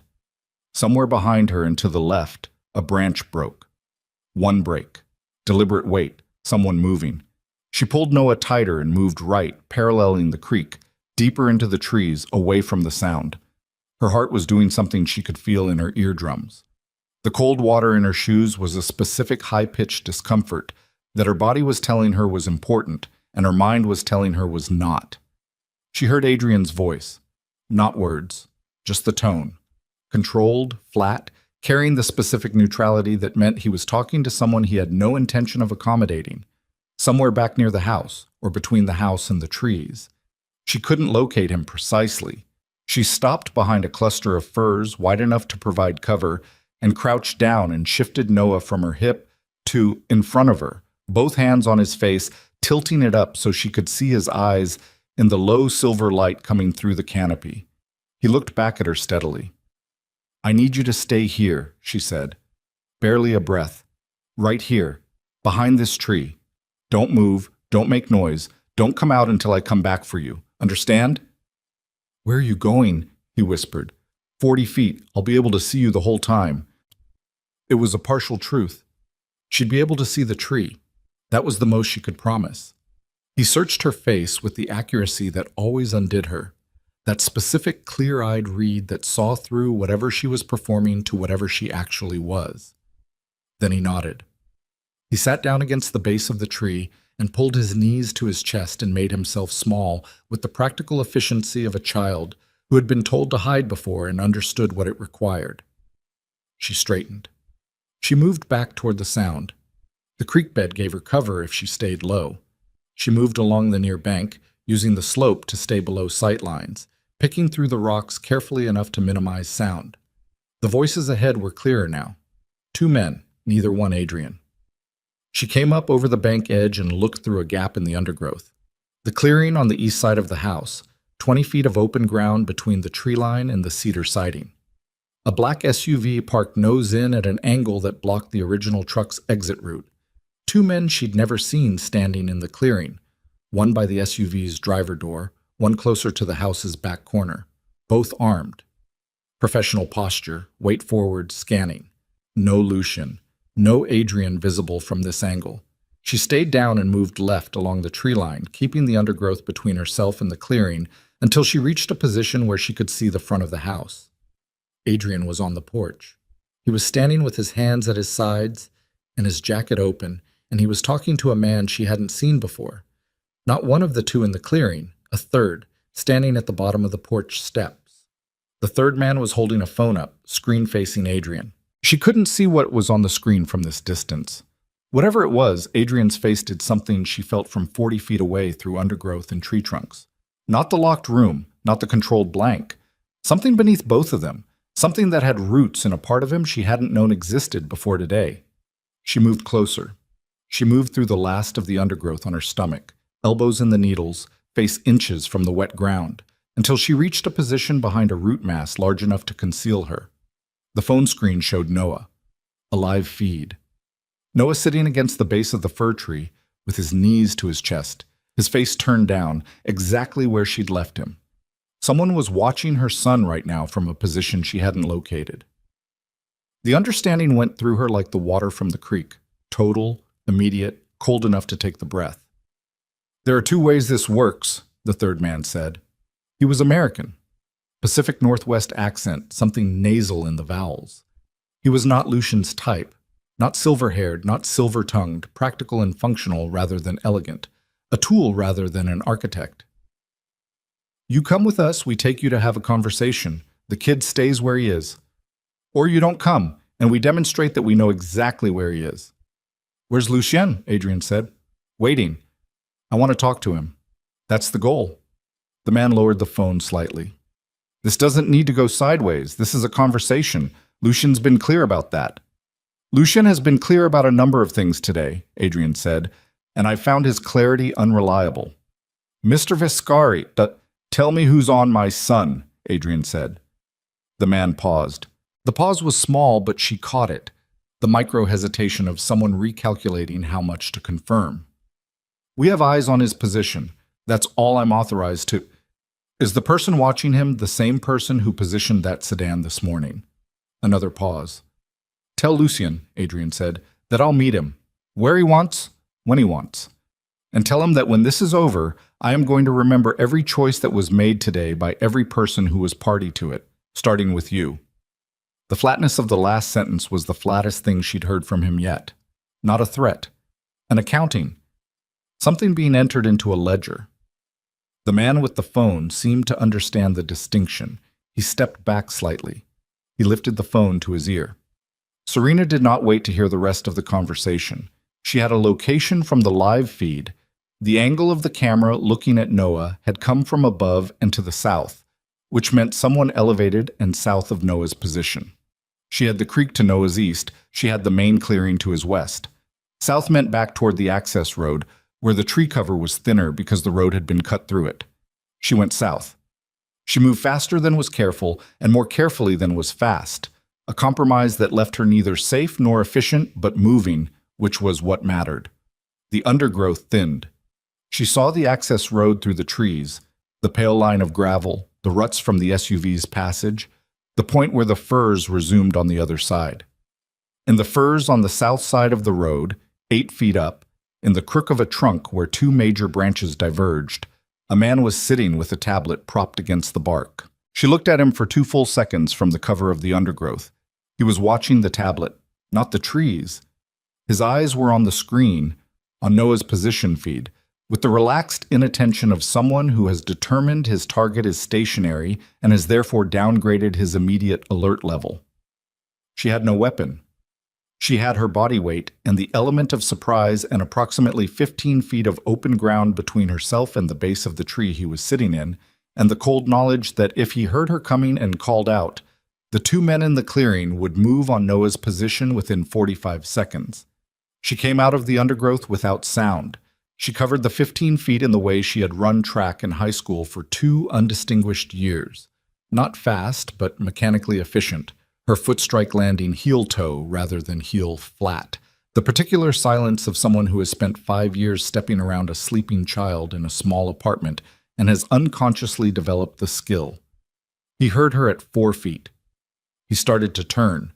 She hit the tree with both hands and went up it, not climbing, using the first major branch as a step, the physics of momentum carrying her the additional 4 feet to the second branch where he was sitting, and she did not think about what she was doing because thinking would have required a half-second she didn't have. She just moved, and her right elbow connected with the side of his face with the combined weight of a 130-pound body that had launched itself up 8 feet of Douglas fir on adrenaline and the specific fury of a mother who has located the person watching her child. The tablet came free of his grip. She caught it against her chest before it could fall. He grabbed her arm. Strong grip, her left arm, wrenching her balance, and she held the branch with her right and let her weight go sideways, and the shift pulled him forward and off the branch, and he dropped the 8 feet to the ground with a sound she felt in her teeth. He wasn't unconscious. She could hear him moving below. She was not going to be in this tree in 5 seconds. She dropped, bending her knees, landing in the soft needle-covered earth 2 feet from him, tucking her shoulder and rolling the way she'd once seen on a safety video for something unrelated and had apparently filed for future reference. She came up on her feet. He was getting up. She hit him with the tablet, the flat face of it across his ear, and it made a sound like a board against a wall, and he went back down and this time did not immediately get up. She stood over him, breathing through her nose, her left arm aching from the wrenching, her knees hot from the drop, her hands shaking with the particular fine tremor that arrives after the adrenaline peaks rather than during it. She took his radio from his belt. She took his phone.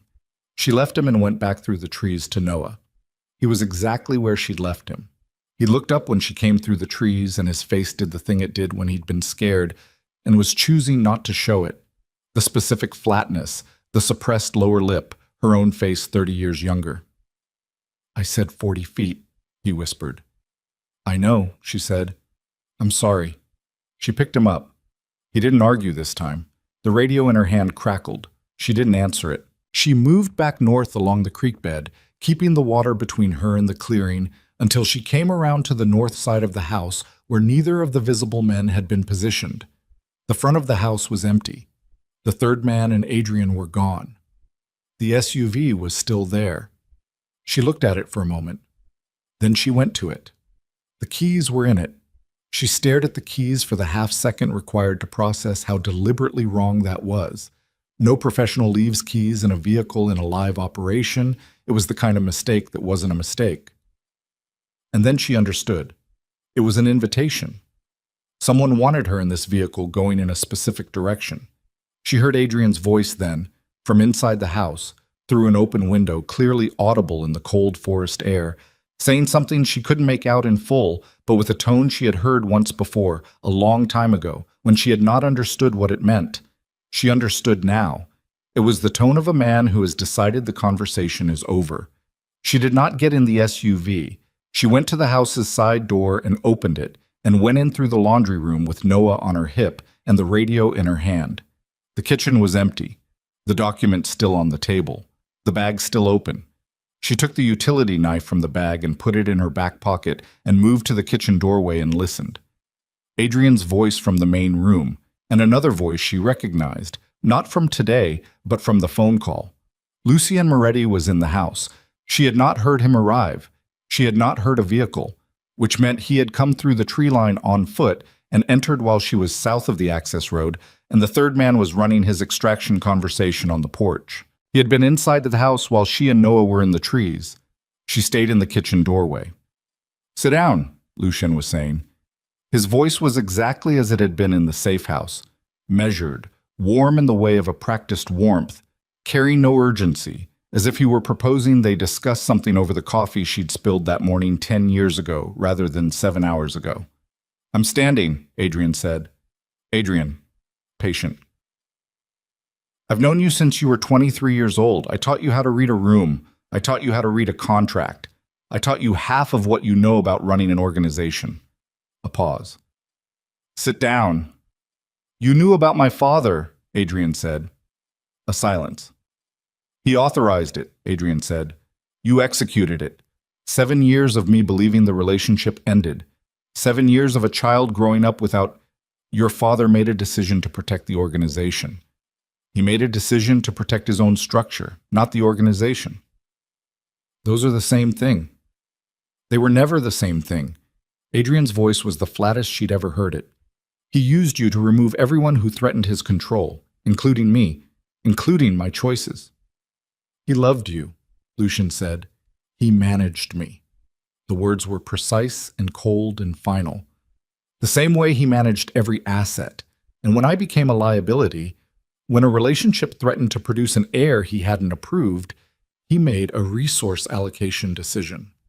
You say that like it's cold. It was cold. He kept you safe. He kept himself safe, Adrian said. I spent 18 months dismantling the people he told me were responsible for his death. I restructured territories, called in debts, burned alliances, all of it based on your intelligence. All of it serving his actual plan, which was to leave you with a cleaner structure to step into. Serena understood the full shape of it then, standing in the kitchen doorway with Noah breathing quietly on her hip. Not just the fake death, not just the separated relationship. The war Adrian had fought after Silvio Viscari died. The 18 months of violence that had reshaped the organization's territorial map had been engineered to consolidate power in the way that best served Lucien's long-term position. Silvio had been the original architect. Lucien had inherited the blueprint. When did you decide to kill him? Adrian said. The room was quiet. When did you decide my father was no longer useful? Adrian said. She heard Lucien move, a chair, weight shifting. Your father's death was what? Flat. Another silence. Was the car accident in Vancouver, Adrian said. The same accident that killed Marcus Webb 2 years later. She heard it in the silence that followed, the specific quality of a silence that confirms rather than denies. Not a confession. Something more precise. The silence of a man who has decided not to construct another lie because the person across from him has already completed the sentence. He was going to undo it, Lucian said finally. The warmth had left his voice for the first time. What was underneath was not cold exactly, something older, something that had made very old decisions and had made peace with them. He found out about the child. Serena was already 4 months along, but I hadn't known, and then I did, and I told him, and he... A pause. He said he wanted to bring her back. He wanted to acknowledge the child. He wanted to restructure everything he'd spent 30 years building to accommodate a decision he'd made 3 months earlier that he was suddenly unwilling to live with. Another pause. 30 years. So you removed him, Adrian said. I protected what we built. You protected your own position. I protected the organization. There is no organization, Adrian said. There is you. There has only ever been you. My father's structure, his alliances, his networks, all of it has been running in service of what you were building underneath it for 20 years. I see it now. I should have seen it before. You're very good, Lucian said. You were always very good. Better than your father in some ways. But you have his weakness. Tell me. You believe that the people you love are separate from the work. That there is a line. Your father believed it too, right up until he didn't, and then he made a sentimental decision that would have cost 20 years of careful construction. A pause. You're making the same decision right now. No, Adrian said. I'm making a different one. She heard something that might have been a chair scraping. She moved from the kitchen doorway to the edge of the main room and looked around the frame. Adrian was standing 6 feet from Lucien. He had not drawn the handgun from the table. Sorry, he'd left it there, visible, on the folding surface between the stove and the window. It was a deliberate choice, she understood, because Lucien was also armed and the distance and angles were not favorable, and Adrian was not making a play for the gun. He was making something else. Lucien looked at her the moment she appeared in the door frame. Not surprised. He'd known she was there. He'd probably known since she'd come in through the side door. His eyes moved from her to Noah on her hip, and back to her face with the clinical assessment of someone calculating variables. You took down my man in the south tree line, he said. He had a tablet, she said. It seemed rude. Something moved in Lucian's face that might have been appreciation on a different day under different circumstances. You're exactly what I'd have expected from the combination, he said. That's unfortunate. Because it makes us harder to manage, she said. Because it means the child is going to be exactly what neither of us can afford. He looked at Noah directly. He has the birthmark. Noah, to his credit, looked back at Lucien with the specific blankness that small children sometimes produce when they understand that a situation requires them to give nothing away, even when they don't know exactly what they're withholding. Left wrist, Lucy Sayan said, crescent-shaped. I knew about it the moment I knew about the pregnancy. That's when I understood that the original plan, the removal, the clean separation, wasn't going to hold. A child with the mark changes every inheritance protocol we have. He's 5 years old, Serena said. Her voice was level and very hard. He's an institutional structure, Lucien said, with the genuine regret of a man who actually wishes things were different, which was the worst possible version of it. I'm sorry, he's a very small institutional structure, but an institutional structure nonetheless. Lucien, Adrian's voice. The older man looked at him. I want you to hear me clearly, Adrian said. I am going to dismantle every financial structure you have built using my family's name. Every account, every front company, every property holding, every political relationship that runs through the Viscari network. I'm going to take it apart piece by piece, and I'm going to make sure that when I am finished, there is nothing left for you to inherit or control or leverage. No structure, no network, no organization, nothing. You'd burn it all. I'd burn it all. To protect them. To end this. Lucien looked at him for a long moment. The warmth was fully gone now. What was left was something she might have called sadness if she were being generous, or calculation if she were being accurate. You'll burn 20 years of your own work, Lucien said. I built it on a lie, Adrian said. Every stone of it was laid on what you and my father manufactured. It was never mine. It was always yours. I was always yours. He paused. I'm not anymore. The silence had the specific texture of something ending, and then the window above the wood stove exploded inward. Not a gunshot. Something thrown, fast and heavy, a rock or a tool, something that took out the glass in a single implosion and was followed immediately by two things. The radio on Serena's belt crackling to life with a single word, now, and the sound of the front door coming off its hinges. She turned with Noah. The third man from the porch was in the doorway, and one of the two men from the clearing was coming through the destroyed window frame, coat up over his face against the glass. Lucien moved, not toward Adrian, toward Serena and Noah. She spun away from him and her back hit the wall, and she put Noah behind her body with both arms extended flat against the wall on either side of him. A physical cage, the only architecture she had available. Lucien stopped 2 feet from her. He looked at Noah over her shoulder. I don't want to hurt either of you, he said. Then don't, she said. A shot. From across the room, not a handgun, the sound was wrong, something larger, and the man coming through the window stopped and the man in the doorway stopped, and Lucia turned. Adrian had the handgun from the table. He had not fired at Lucien. He had fired at the ceiling, once, the crack of it still in the air, the plaster dust still falling. Everyone in the room was looking at him. Step away from them, he said to Lucien. Lucien turned back to Serena and Noah. He did not step away. He looked at her with the expression of a man making a genuine assessment of whether the person behind him will actually pull the trigger. She looked at Adrian over Lucien's shoulder. She had been wrong earlier. She had thought the most human thing she'd seen from him was the voice in the kitchen going rough around the edges. She had been wrong. This was it. A man standing with a gun in a room where the only thing between its use and everything he wanted to protect was the body of a man who had raised him and lied to him and murdered his father, and spent 20 years constructing the precise cage of loyalty that had made it possible. His hand was steady.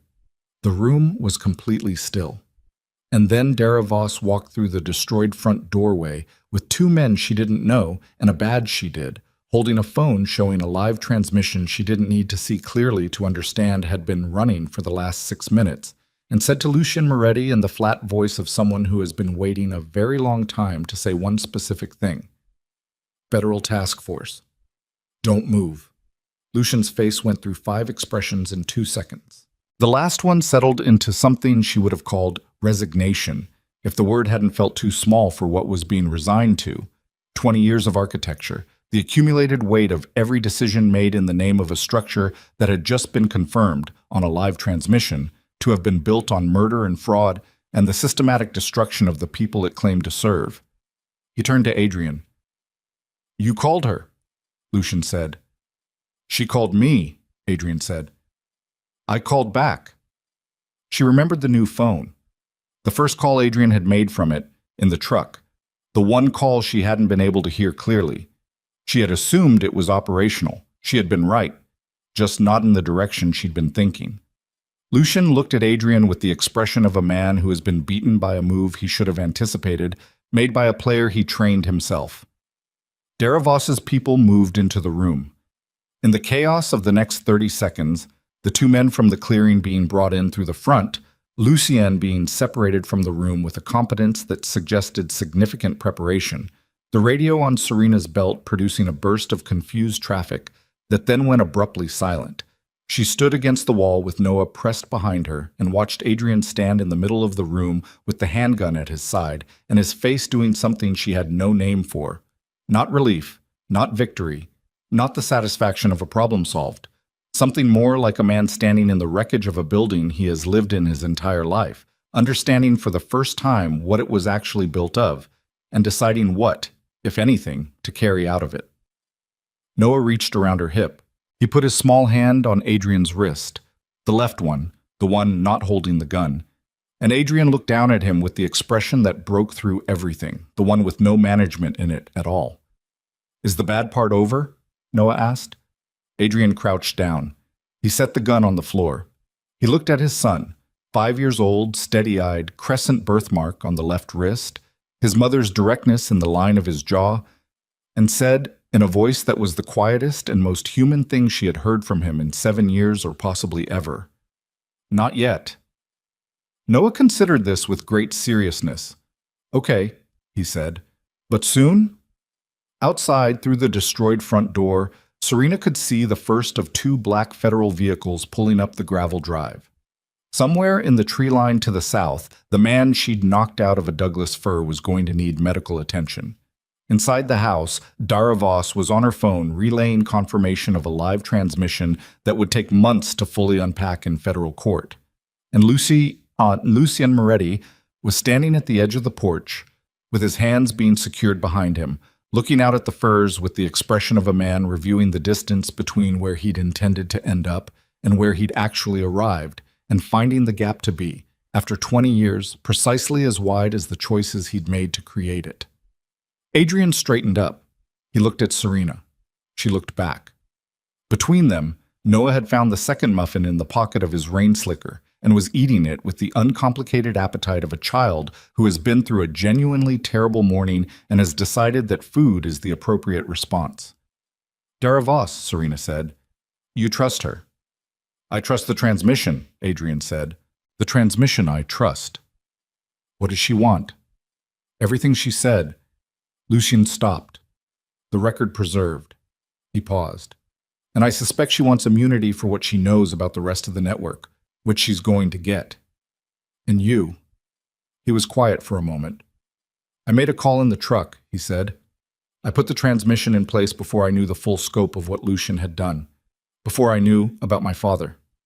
He looked at the floor briefly.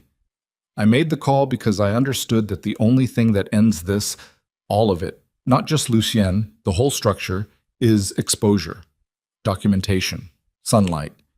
He looked up. "I can't dismantle it from inside it. I've been inside it my entire life. But I can hand the architecture to people whose job is demolition."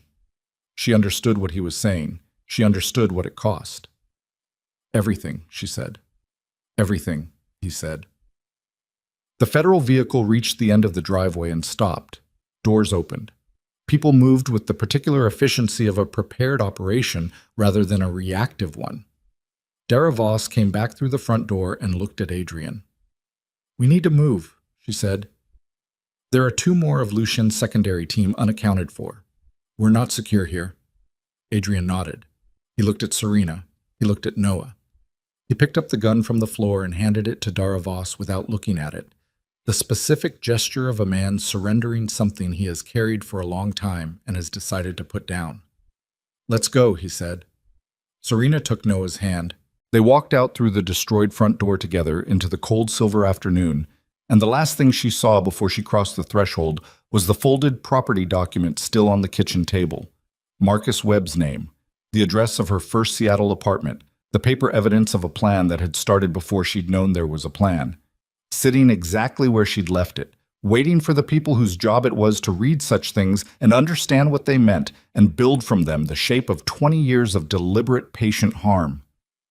She stepped over the threshold. Behind her, the house stood empty and cold and full of documents that would take months to fully read. Ahead of her, Noah pulled her hand and pointed up at the Douglas firs where the silver light was coming through in columns, turning the afternoon into something that looked, despite everything, almost clean. "Mom," he said. "Yeah." "That man who fell out of the tree," Noah said. She closed her eyes for 1 second. "Was that you?" he asked. She opened her eyes. "We'll talk about it later," she said. "That means yes," Noah told Adrian. And Adrian Vescari, surrounded by federal agents and the wreckage of the last day of the life he'd known, looked at his son with an expression she was going to spend a long time thinking about and said, very quietly, so only the three of them could hear it, "That definitely means yes." They put Lucien Moretti in a federal vehicle at 4:17 in the afternoon. Serena watched from the porch steps with Noah asleep against her shoulder.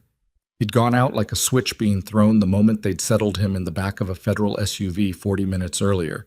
The specific collapse of a small body that has been running on stress hormones and stolen muffins since 9 in the morning and has simply exhausted its fuel. She'd carried him back out to the porch when the vehicle processed through and the site became, in the functional bureaucratic sense, a scene rather than an active threat. And she'd sat on the cold cedar steps with her son's weight on her shoulder and watched the procedural machinery of consequence do its work. Lucien walked to the vehicle without being pushed. That was the thing she kept returning to. He walked under his own direction, hands secured behind him, chin level, the bearing of a man who has decided that whatever else is stripped from him, deportment remains. He did not look at Adrian, who was standing 20 feet away talking to Dara Voss in the low, rapid way of two people exchanging information against a deadline. He did not look at Serena. He looked at Noah. Once. For perhaps 2 seconds. The expression on his face was not what she'd expected. Not hatred, not calculation, not even the specific cool regret she'd have predicted from everything she'd seen of him. It was something older and more complicated. Something that might have been in a different man under different circumstances. Grief. For a plan. For a structure. For 20 years of work that had produced, in its final accounting, a 5-year-old asleep on his mother's shoulder and a federal evidence package that would take 3 prosecutors 18 months to fully map. Then the vehicle door closed, and Lucien Moretti was behind tinted glass, and the vehicle moved down the gravel drive and turned onto the county road and disappeared. She exhaled. She had not been aware she was holding it. Dara Voss came to her 20 minutes later when the immediate sight processing had reached a stage where she had a margin of time. She was a compact woman in her early 40s, practical clothes, the kind of face that had once been open and had been trained into controlled neutrality by years of work that required it. She sat on the step beside Serena without asking if the step was available and looked out at the firs. "How much of the last 6 years were you watching?" Serena asked. "We built the web connection 14 months ago," Dara said. "Before that, I was inside the network in a different capacity." She paused. "I knew about you for approximately 2 years. I knew about the child for 18 months. Serena looked at her. "I couldn't move without the transmission," Dara said. "I needed Adrian in the room with Lucien making statements. I needed the connection between Lucien's current operation and Silvio's original authorization on record. Without it, Lucien's attorneys would have had him out in 72 hours, and I'd have lost every asset I'd spent 6 years placing." She paused again, with the quality of a person who has rehearsed this explanation and finds it no easier for the rehearsal. "I'm sorry that what I needed required you to have the morning you had." "That's a very clean way to say it." "Yes," Dara said. "It is." They sat in silence for a moment. "The 2 men unaccounted for," Serena said. "From Lucien's secondary team. Located. 1 in custody as of an hour ago. 1—" She stopped. "1 is still a concern. He's a contractor, not an organizational member. We have his identity. We have his network. We'll have him within 48 hours. She looked at Serena directly. He's not a threat to you specifically. His contract was operational, not relational. When Lucien goes into federal custody, the contract has no enforcing party. You're sure? I'm not sure of anything, Dara said with the flatness of professional honesty, but I'm confident. There's a difference. Serena accepted that. It was at minimum an honest answer. Adrian, she said. Dara looked at her. What happens to him? Serena said. The pause before Dara's answer was not a legal pause or a tactical pause. It was the pause of someone measuring what a person can carry and what they need set down first. He cooperated with an active federal investigation, Dara said.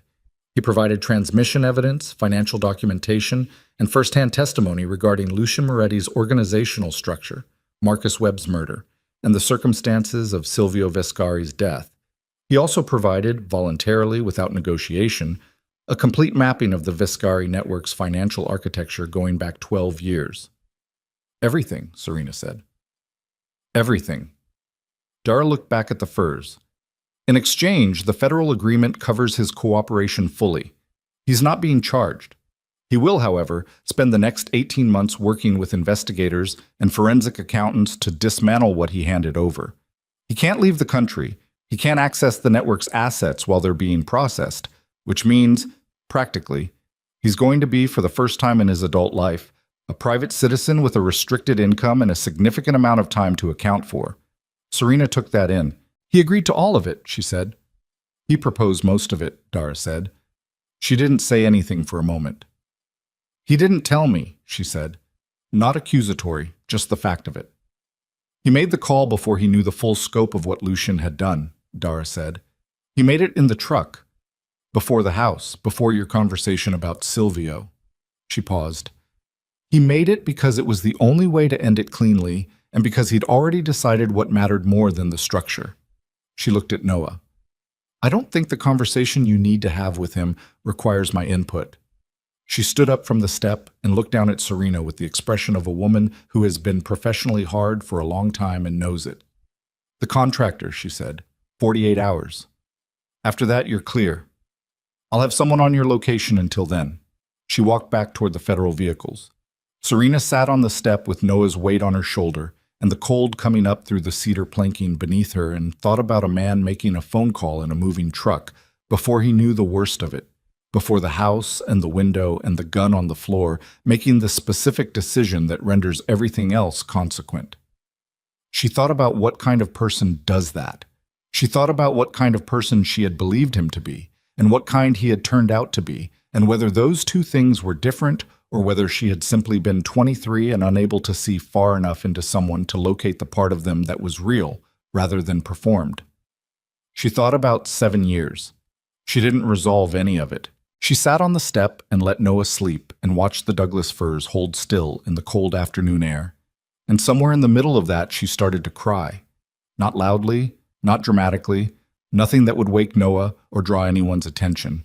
Just the specific quiet release of a body that has been holding something at maximum compression for approximately 9 hours and has reached the limit of what compression can contain. She cried for about 4 minutes, then she stopped.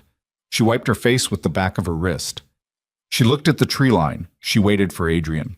He came to the porch 40 minutes later, when the federal vehicles had thinned to 2, and the site had the particular exhausted stillness of a place where something significant has occurred and is now being slowly converted into paperwork. He sat on the step she'd left available, not close, a considered distance, the distance of a man who understands that proximity requires permission and has no interest in assuming it. He looked at Noah. Still out, she said. Good. Silence. The kind that has weight rather than emptiness. You made the call in the truck, she said. Yes. Before the house. Yes. Before you knew about your father. He was quiet for a moment. I knew enough, he said. I knew someone had built something underneath what I was running, and that whoever it was had used me to build it, and that the only way to stop it from continuing, regardless of what happened to Lucien specifically, was to make the whole architecture visible. He paused. The specific details of who authorized what didn't change the decision. They just changed what it cost. She thought about that. What does it cost? He looked at the gravel drive where the federal vehicles had left ruts. Everything I built, which was, as it turns out, primarily a structure that served someone else's interests under my name. So possibly nothing, depending on how you count. You count it as something, she said. I count it as something, he said. I'm allowed to count it as something even if I chose to give it up. She looked at him. He looked back. The afternoon light had gone from silver to something thinner and more amber, the light of a day running out. Your father, she said. His jaw moved once. I'm not going to pretend it doesn't require processing, he said. No. I'm also not going to process it on a porch in front of a sleeping 5-year-old with 2 federal agents 20 meters away.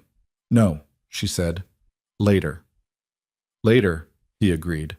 Silence again, different from before, slightly less weight. What do you do now? She said. Practically. 18 months of cooperation, he said. Financial mapping, testimony. After that, he stopped. Something moved through his face. I have no idea. I've been in or adjacent to the organization since I was 19 years old. I don't have a non-operational skill set. She almost said something.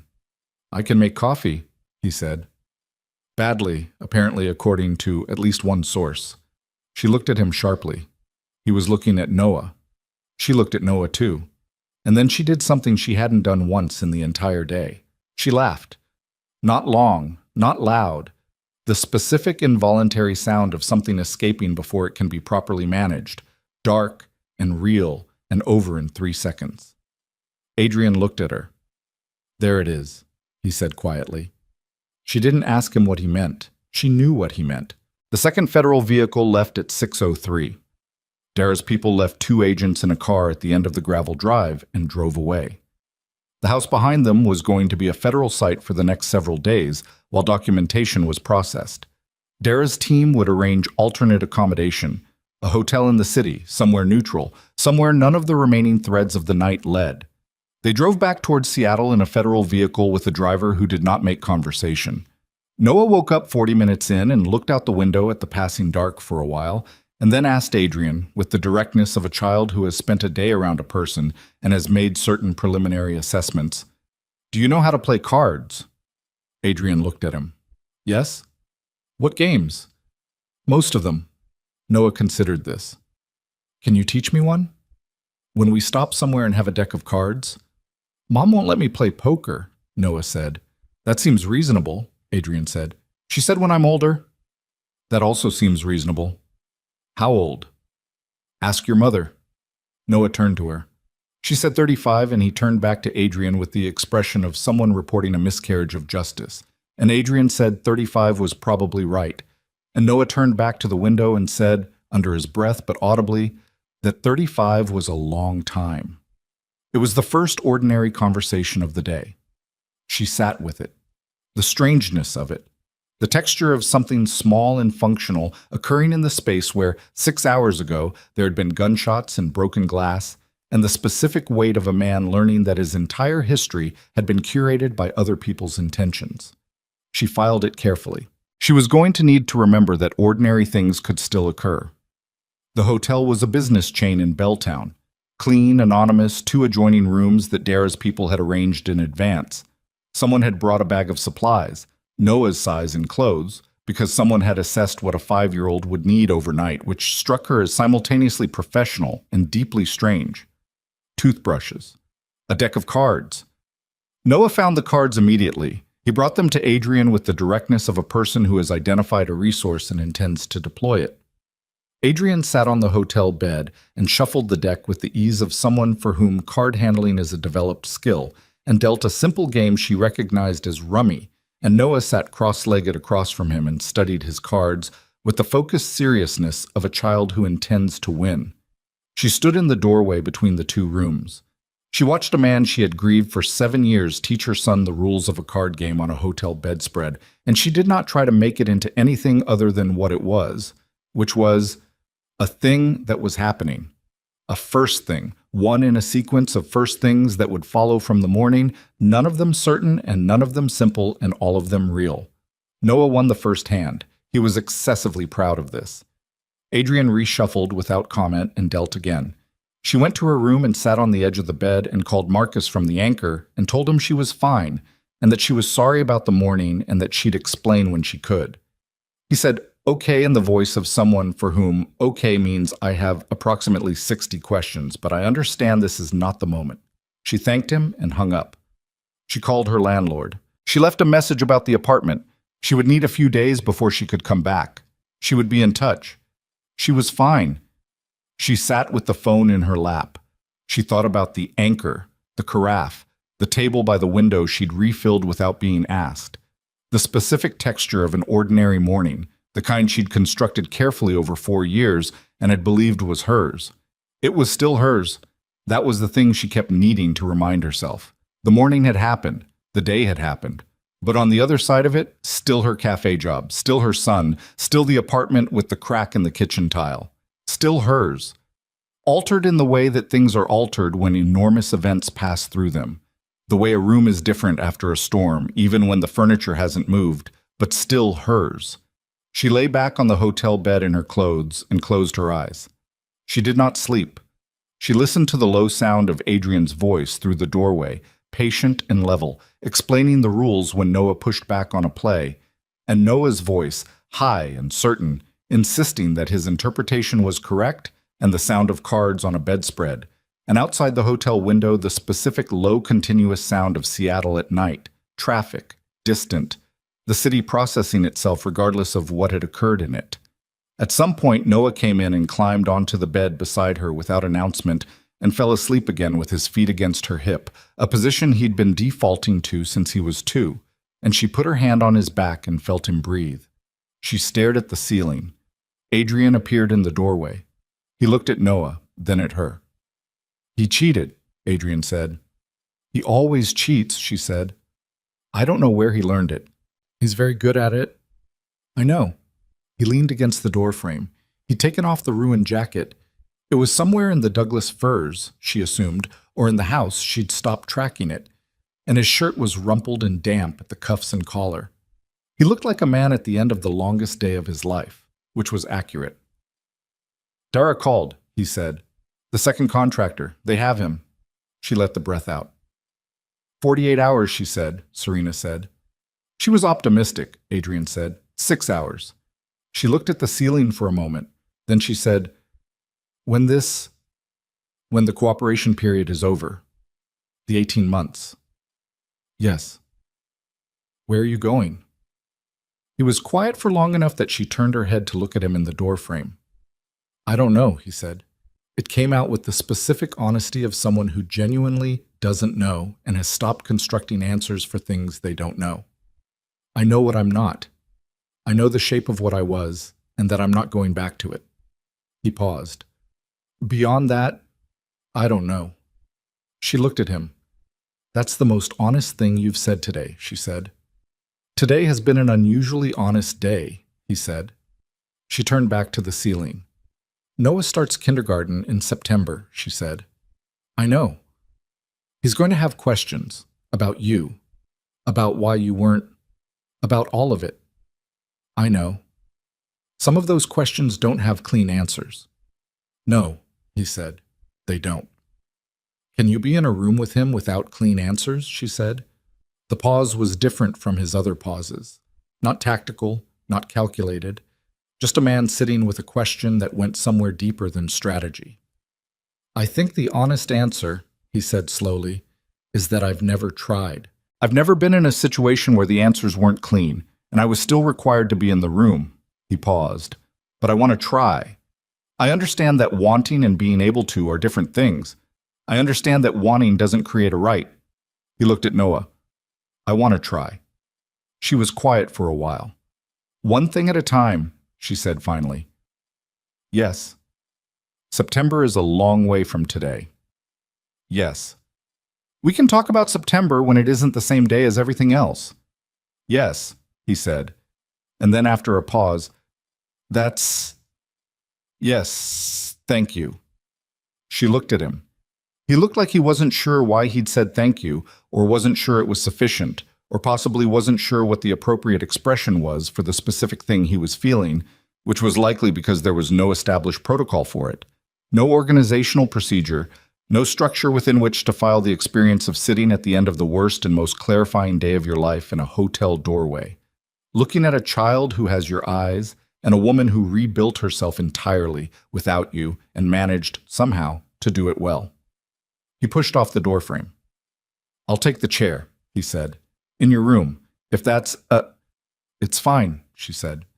He went to get the chair from the desk and set it in the corner and sat in it with the particular upright quality that she suspected was structural for him rather than intentional.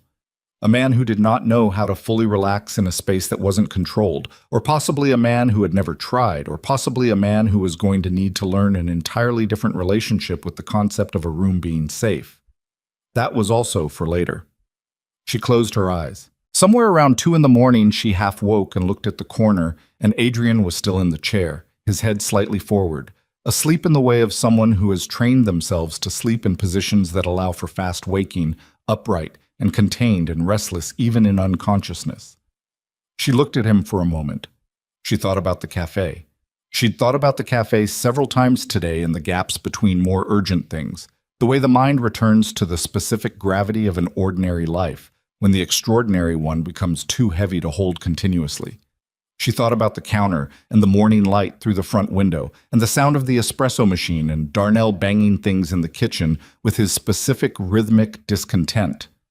She had always wanted to own it.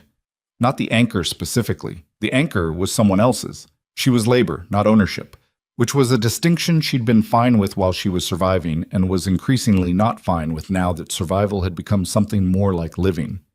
She had saved, quietly and methodically over 4 years, the specific discipline of a person who has decided on a thing and is prepared to take the long route to it.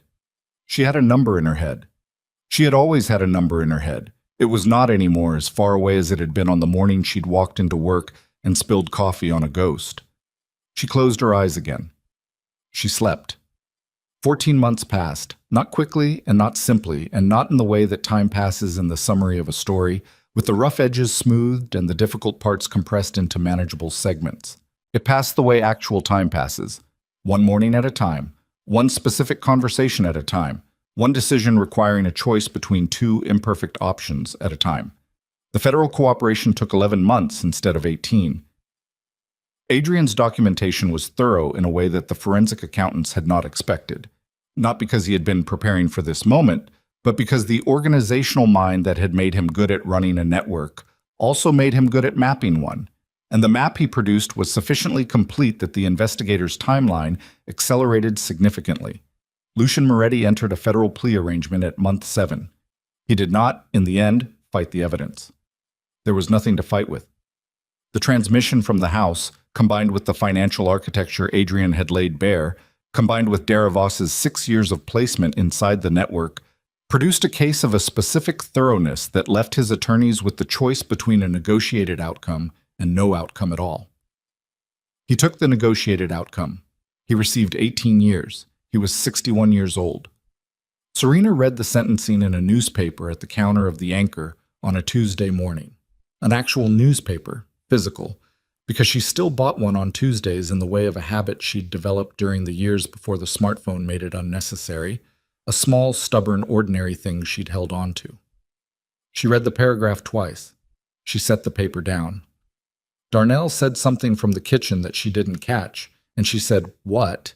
And he repeated it, and it was something about the coffee inventory being low, and she told him she'd order it, and she did, and the morning continued. That was all. That was, after 14 months and everything that had preceded it, all the ceremony she had available for Lucian Moretti. A paragraph, a cup of coffee getting low, an inventory order. It seemed about right. The property deal for the cafe had closed at month 9. The owner, a man in his 70s who had been looking for an exit for 3 years, had taken an offer she'd assembled from 4 years of quiet saving and one conversation with a financial consultant she'd found through a community business program. It was not a large cafe. It was not in a fashionable neighborhood. The equipment was aging, and the lease on the space had 2 years remaining before renegotiation. She had looked at all of this and said yes. She repainted the interior herself over a weekend in October, with Noah on a step stool beside her holding the second roller with the excessive seriousness of a child who has been given an important job and intends to execute it perfectly, and who therefore painted one section of wall approximately 14 times. She let him. The wall looked fine. She changed the name. She kept the menu mostly the same. The regulars had opinions, and the regulars' opinions were, as a practical matter, the business. But she added 3 things she'd been thinking about for years, items with specific personal histories that she'd been making at home for a long time, and which tasted better than the comparable options currently on the menu. By month 2 of ownership, 2 of the 3 additions had become the most frequently ordered items in their category. Darnell said "I told you so," which was not accurate. He hadn't told her anything, but she let him have it. Adrian came in on the first Tuesday of each month, not because she'd asked him to and not because they had discussed it. He had simply appeared on the first Tuesday of the month after the hotel night, and then the first Tuesday of the month after that, and at some point it had become the specific gravity of a pattern without either of them naming it as such. He always came in the morning after the rush had peaked. He always took the corner booth. He always ordered the same thing, coffee, black, one of the 3 items she'd added to the menu, whichever was available. He was always alone. Noah knew he was coming on those days. She did not know exactly how he knew, whether Adrian had told him or whether he'd simply learned to read the calendar the way children learn to read the rhythms of their households, absorbing information that no one explicitly provides. He started asking, around month 3, if he could stay for the morning on the first Tuesday. She said yes. He did homework in the corner booth. He and Adrian played cards sometimes between the breakfast rush and the lunch prep, when the cafe was quiet enough that she could leave the counter for 20 minutes. She watched them from behind the espresso machine. She was learning to watch without interpreting too quickly, to let things be what they were rather than what she needed them to be or feared they would become. It was work. It was specific daily work, the unglamorous kind, the kind with no visible result that you did anyway because the alternative was to stop doing it and live with the consequences of that. Adrian was not, by any natural measure, suited to the role of a man spending Tuesday mornings in a small cafe playing cards with a 6-year-old. He was too still. He took up space in a room in a way that was not aggressive, but that was unmistakable, the quality of someone who had spent decades being the most consequential person in whatever environment he entered and had not yet entirely unlearned it. He didn't make small talk with the other customers. He didn't fill silences unnecessarily. He said what he meant with a directness that Noah found entirely natural, and that adults in the cafe sometimes found unsettling. But Noah had shown him, apparently, a card game he'd invented himself, the rules of which changed according to Noah's internal logic, and which Adrian played with absolute patience and no evidence of the frustration that the game's structural incoherence would have produced in most adults. She had asked Adrian about it once, after Noah had gone to wash his hands, and they'd had 90 seconds without him. "He cheats," Adrian had said, "but the game's rules are sufficiently undefined that the concept of cheating is philosophically difficult to establish." "He does that on purpose," she said. "I know," Adrian said. "He's very good at it." There was something in his voice when he said it, something that was not pride in the conventional sense but was adjacent to it, the specific quality of a person recognizing an ability in someone else and finding, to their genuine surprise, that recognition produces warmth rather than assessment. She had handed him his coffee and gone back to the counter. The conversation about his father happened in month 6, in the car after she'd picked Noah up from Adrian's building on a Saturday afternoon. One of the 6 Saturdays she'd permitted by then, each one negotiated on its own terms. Each one a first thing rather than a precedent. Noah was asleep in the back. She was driving. Adrian was in the passenger seat because his car was in for maintenance and it was practical, and she had stopped policing the reasons she allowed practical things. "Tell me," she said. He'd known what she meant. He told her. All of it, in the flat clinical way that she'd learned was not actually clinical, was not the absence of feeling, but the presence of a feeling so large and so structural that direct language was the only containment available. He told her about Silvio Vescari, who'd been a man of formidable intelligence and zero sentimentality, who had built a network from functional nothing over 30 years by treating every relationship, including familial ones, as an asset to be managed for organizational benefit. He told her about growing up in the specific atmosphere of that, the love that was there, genuine and real, and the way it coexisted with an assessment of you as a resource rather than a person, the way those two things could be simultaneously true in someone, and the specific damage it produced. He told her that he had spent 18 months believing his father had been murdered. He told her that learning the opposite had not in the end produced grief in the way he had expected, had produced instead a kind of retroactive reordering of a history he thought he understood, every data point resettling into a new configuration that was more accurate and more costly than the old one. She listened. She did not say that it would be okay or that it made sense or any of the things people say to fill the space around pain. She drove and she listened, and when he was finished, she said, "You're not him." He was quiet. "I know you know that," she said. "I also know that knowing it and believing it are different things, and that believing it takes longer than a sentence in a car." She kept her eyes on the road. "But I'm telling you anyway, you're not him." He didn't answer for a long time. Then he said very quietly, "I know." And she believed him. Not because he said it, because the evidence of who he was in the current tense was available to her in small, specific things. In the patience with the card game, in the way he'd handed Daravoss the gun, in the phone call from the truck before he knew the worst, before there was anything to gain from it. She believed him because the believing was available to her, and she was choosing, one Tuesday at a time, to let it be. On the anniversary of the morning, Tuesday, raining, the kind of rain that rattled the awnings and turned the gutters into rivers, Adrian walked into the cafe at 9:15. He was alone. He was not carrying anything except 3 cups of coffee in a paper carrier from the shop 2 doors down, which was its own kind of statement, bringing coffee into a cafe, and she looked at it when he set it on the counter in front of her and said, "You know I have an espresso machine." "Yours was occupied," he said. It was. She'd been running 4 drinks simultaneously. She looked at the 3 cups. She looked at him.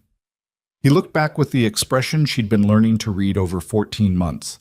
Not the locked room and not the underneath, but a third thing she hadn't had a name for at the beginning and was beginning to have a name for now. A thing that was present and specific and his and nobody else's. The face of a man who has come through something and knows it and has chosen what to carry out of it. "That one's yours," he said, indicating the cup on the left. "Noah's is the one with the lid, I assumed." "He spills," she said. "I know, he told me." He paused. "At length." She picked up her cup.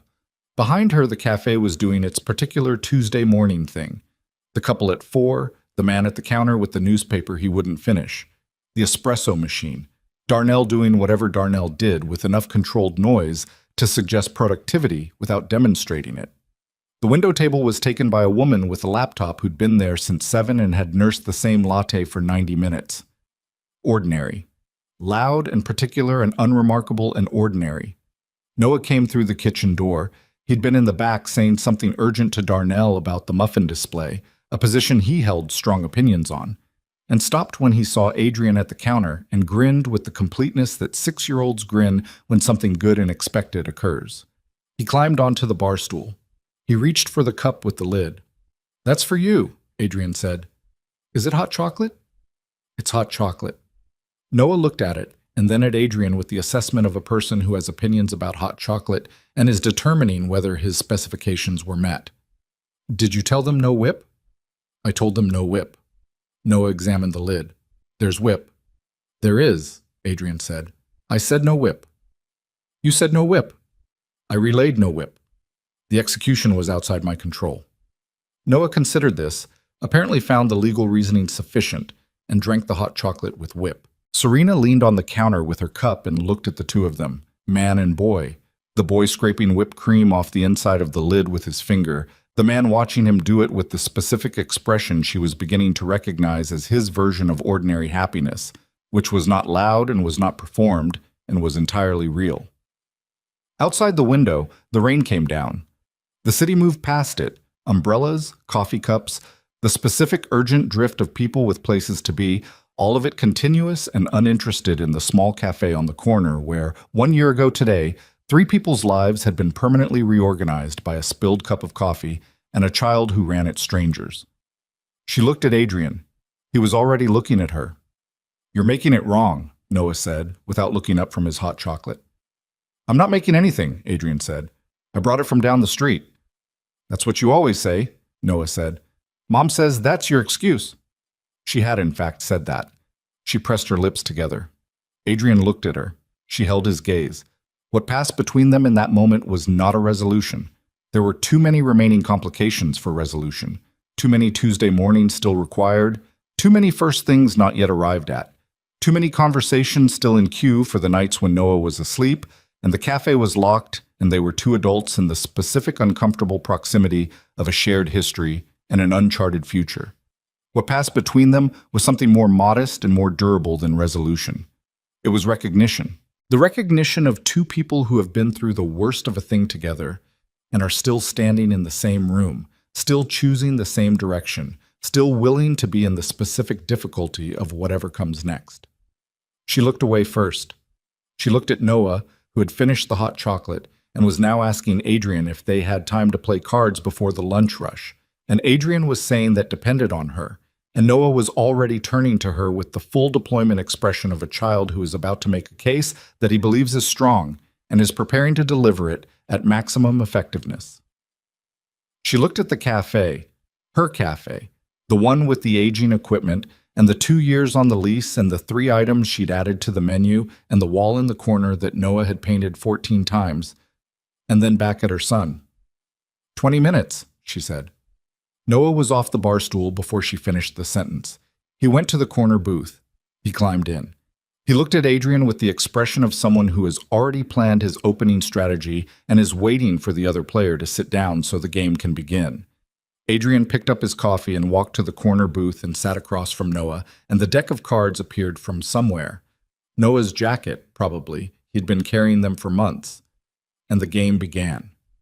She turned back to the counter. She picked up her cup. Outside, the rain continued. The city rushed past, indifferent and enormous, and entirely unaware that in a small cafe on a corner in Capitol Hill, a woman who had spent 7 years rebuilding herself from the specific rubble of grief and necessity was standing at a counter she owned for the first time in her life, watching her son play cards with a man who had dismantled a criminal empire because it was the only honest thing left to do. And that all three of them, imperfect and marked by everything they'd survived, carrying the specific weight of 7 years of wrong turns and constructed lies and the long, ordinary work of coming through it, had arrived together at the unremarkable and extraordinary fact of a Tuesday morning with nothing more required of them than to be in it. Every secret had been brought to light, every debt had been named and either paid or surrendered. Every wound was still in the process of healing, the way wounds actually heal, not quickly, not cleanly, but continuously, one day requiring less management than the day before.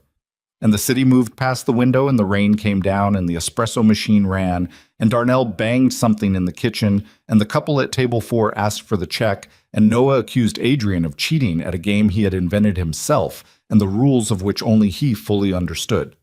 And Serena Vale stood at the counter of her cafe on a Tuesday morning and drank her coffee. And for the first time in 7 years, the morning was only a morning.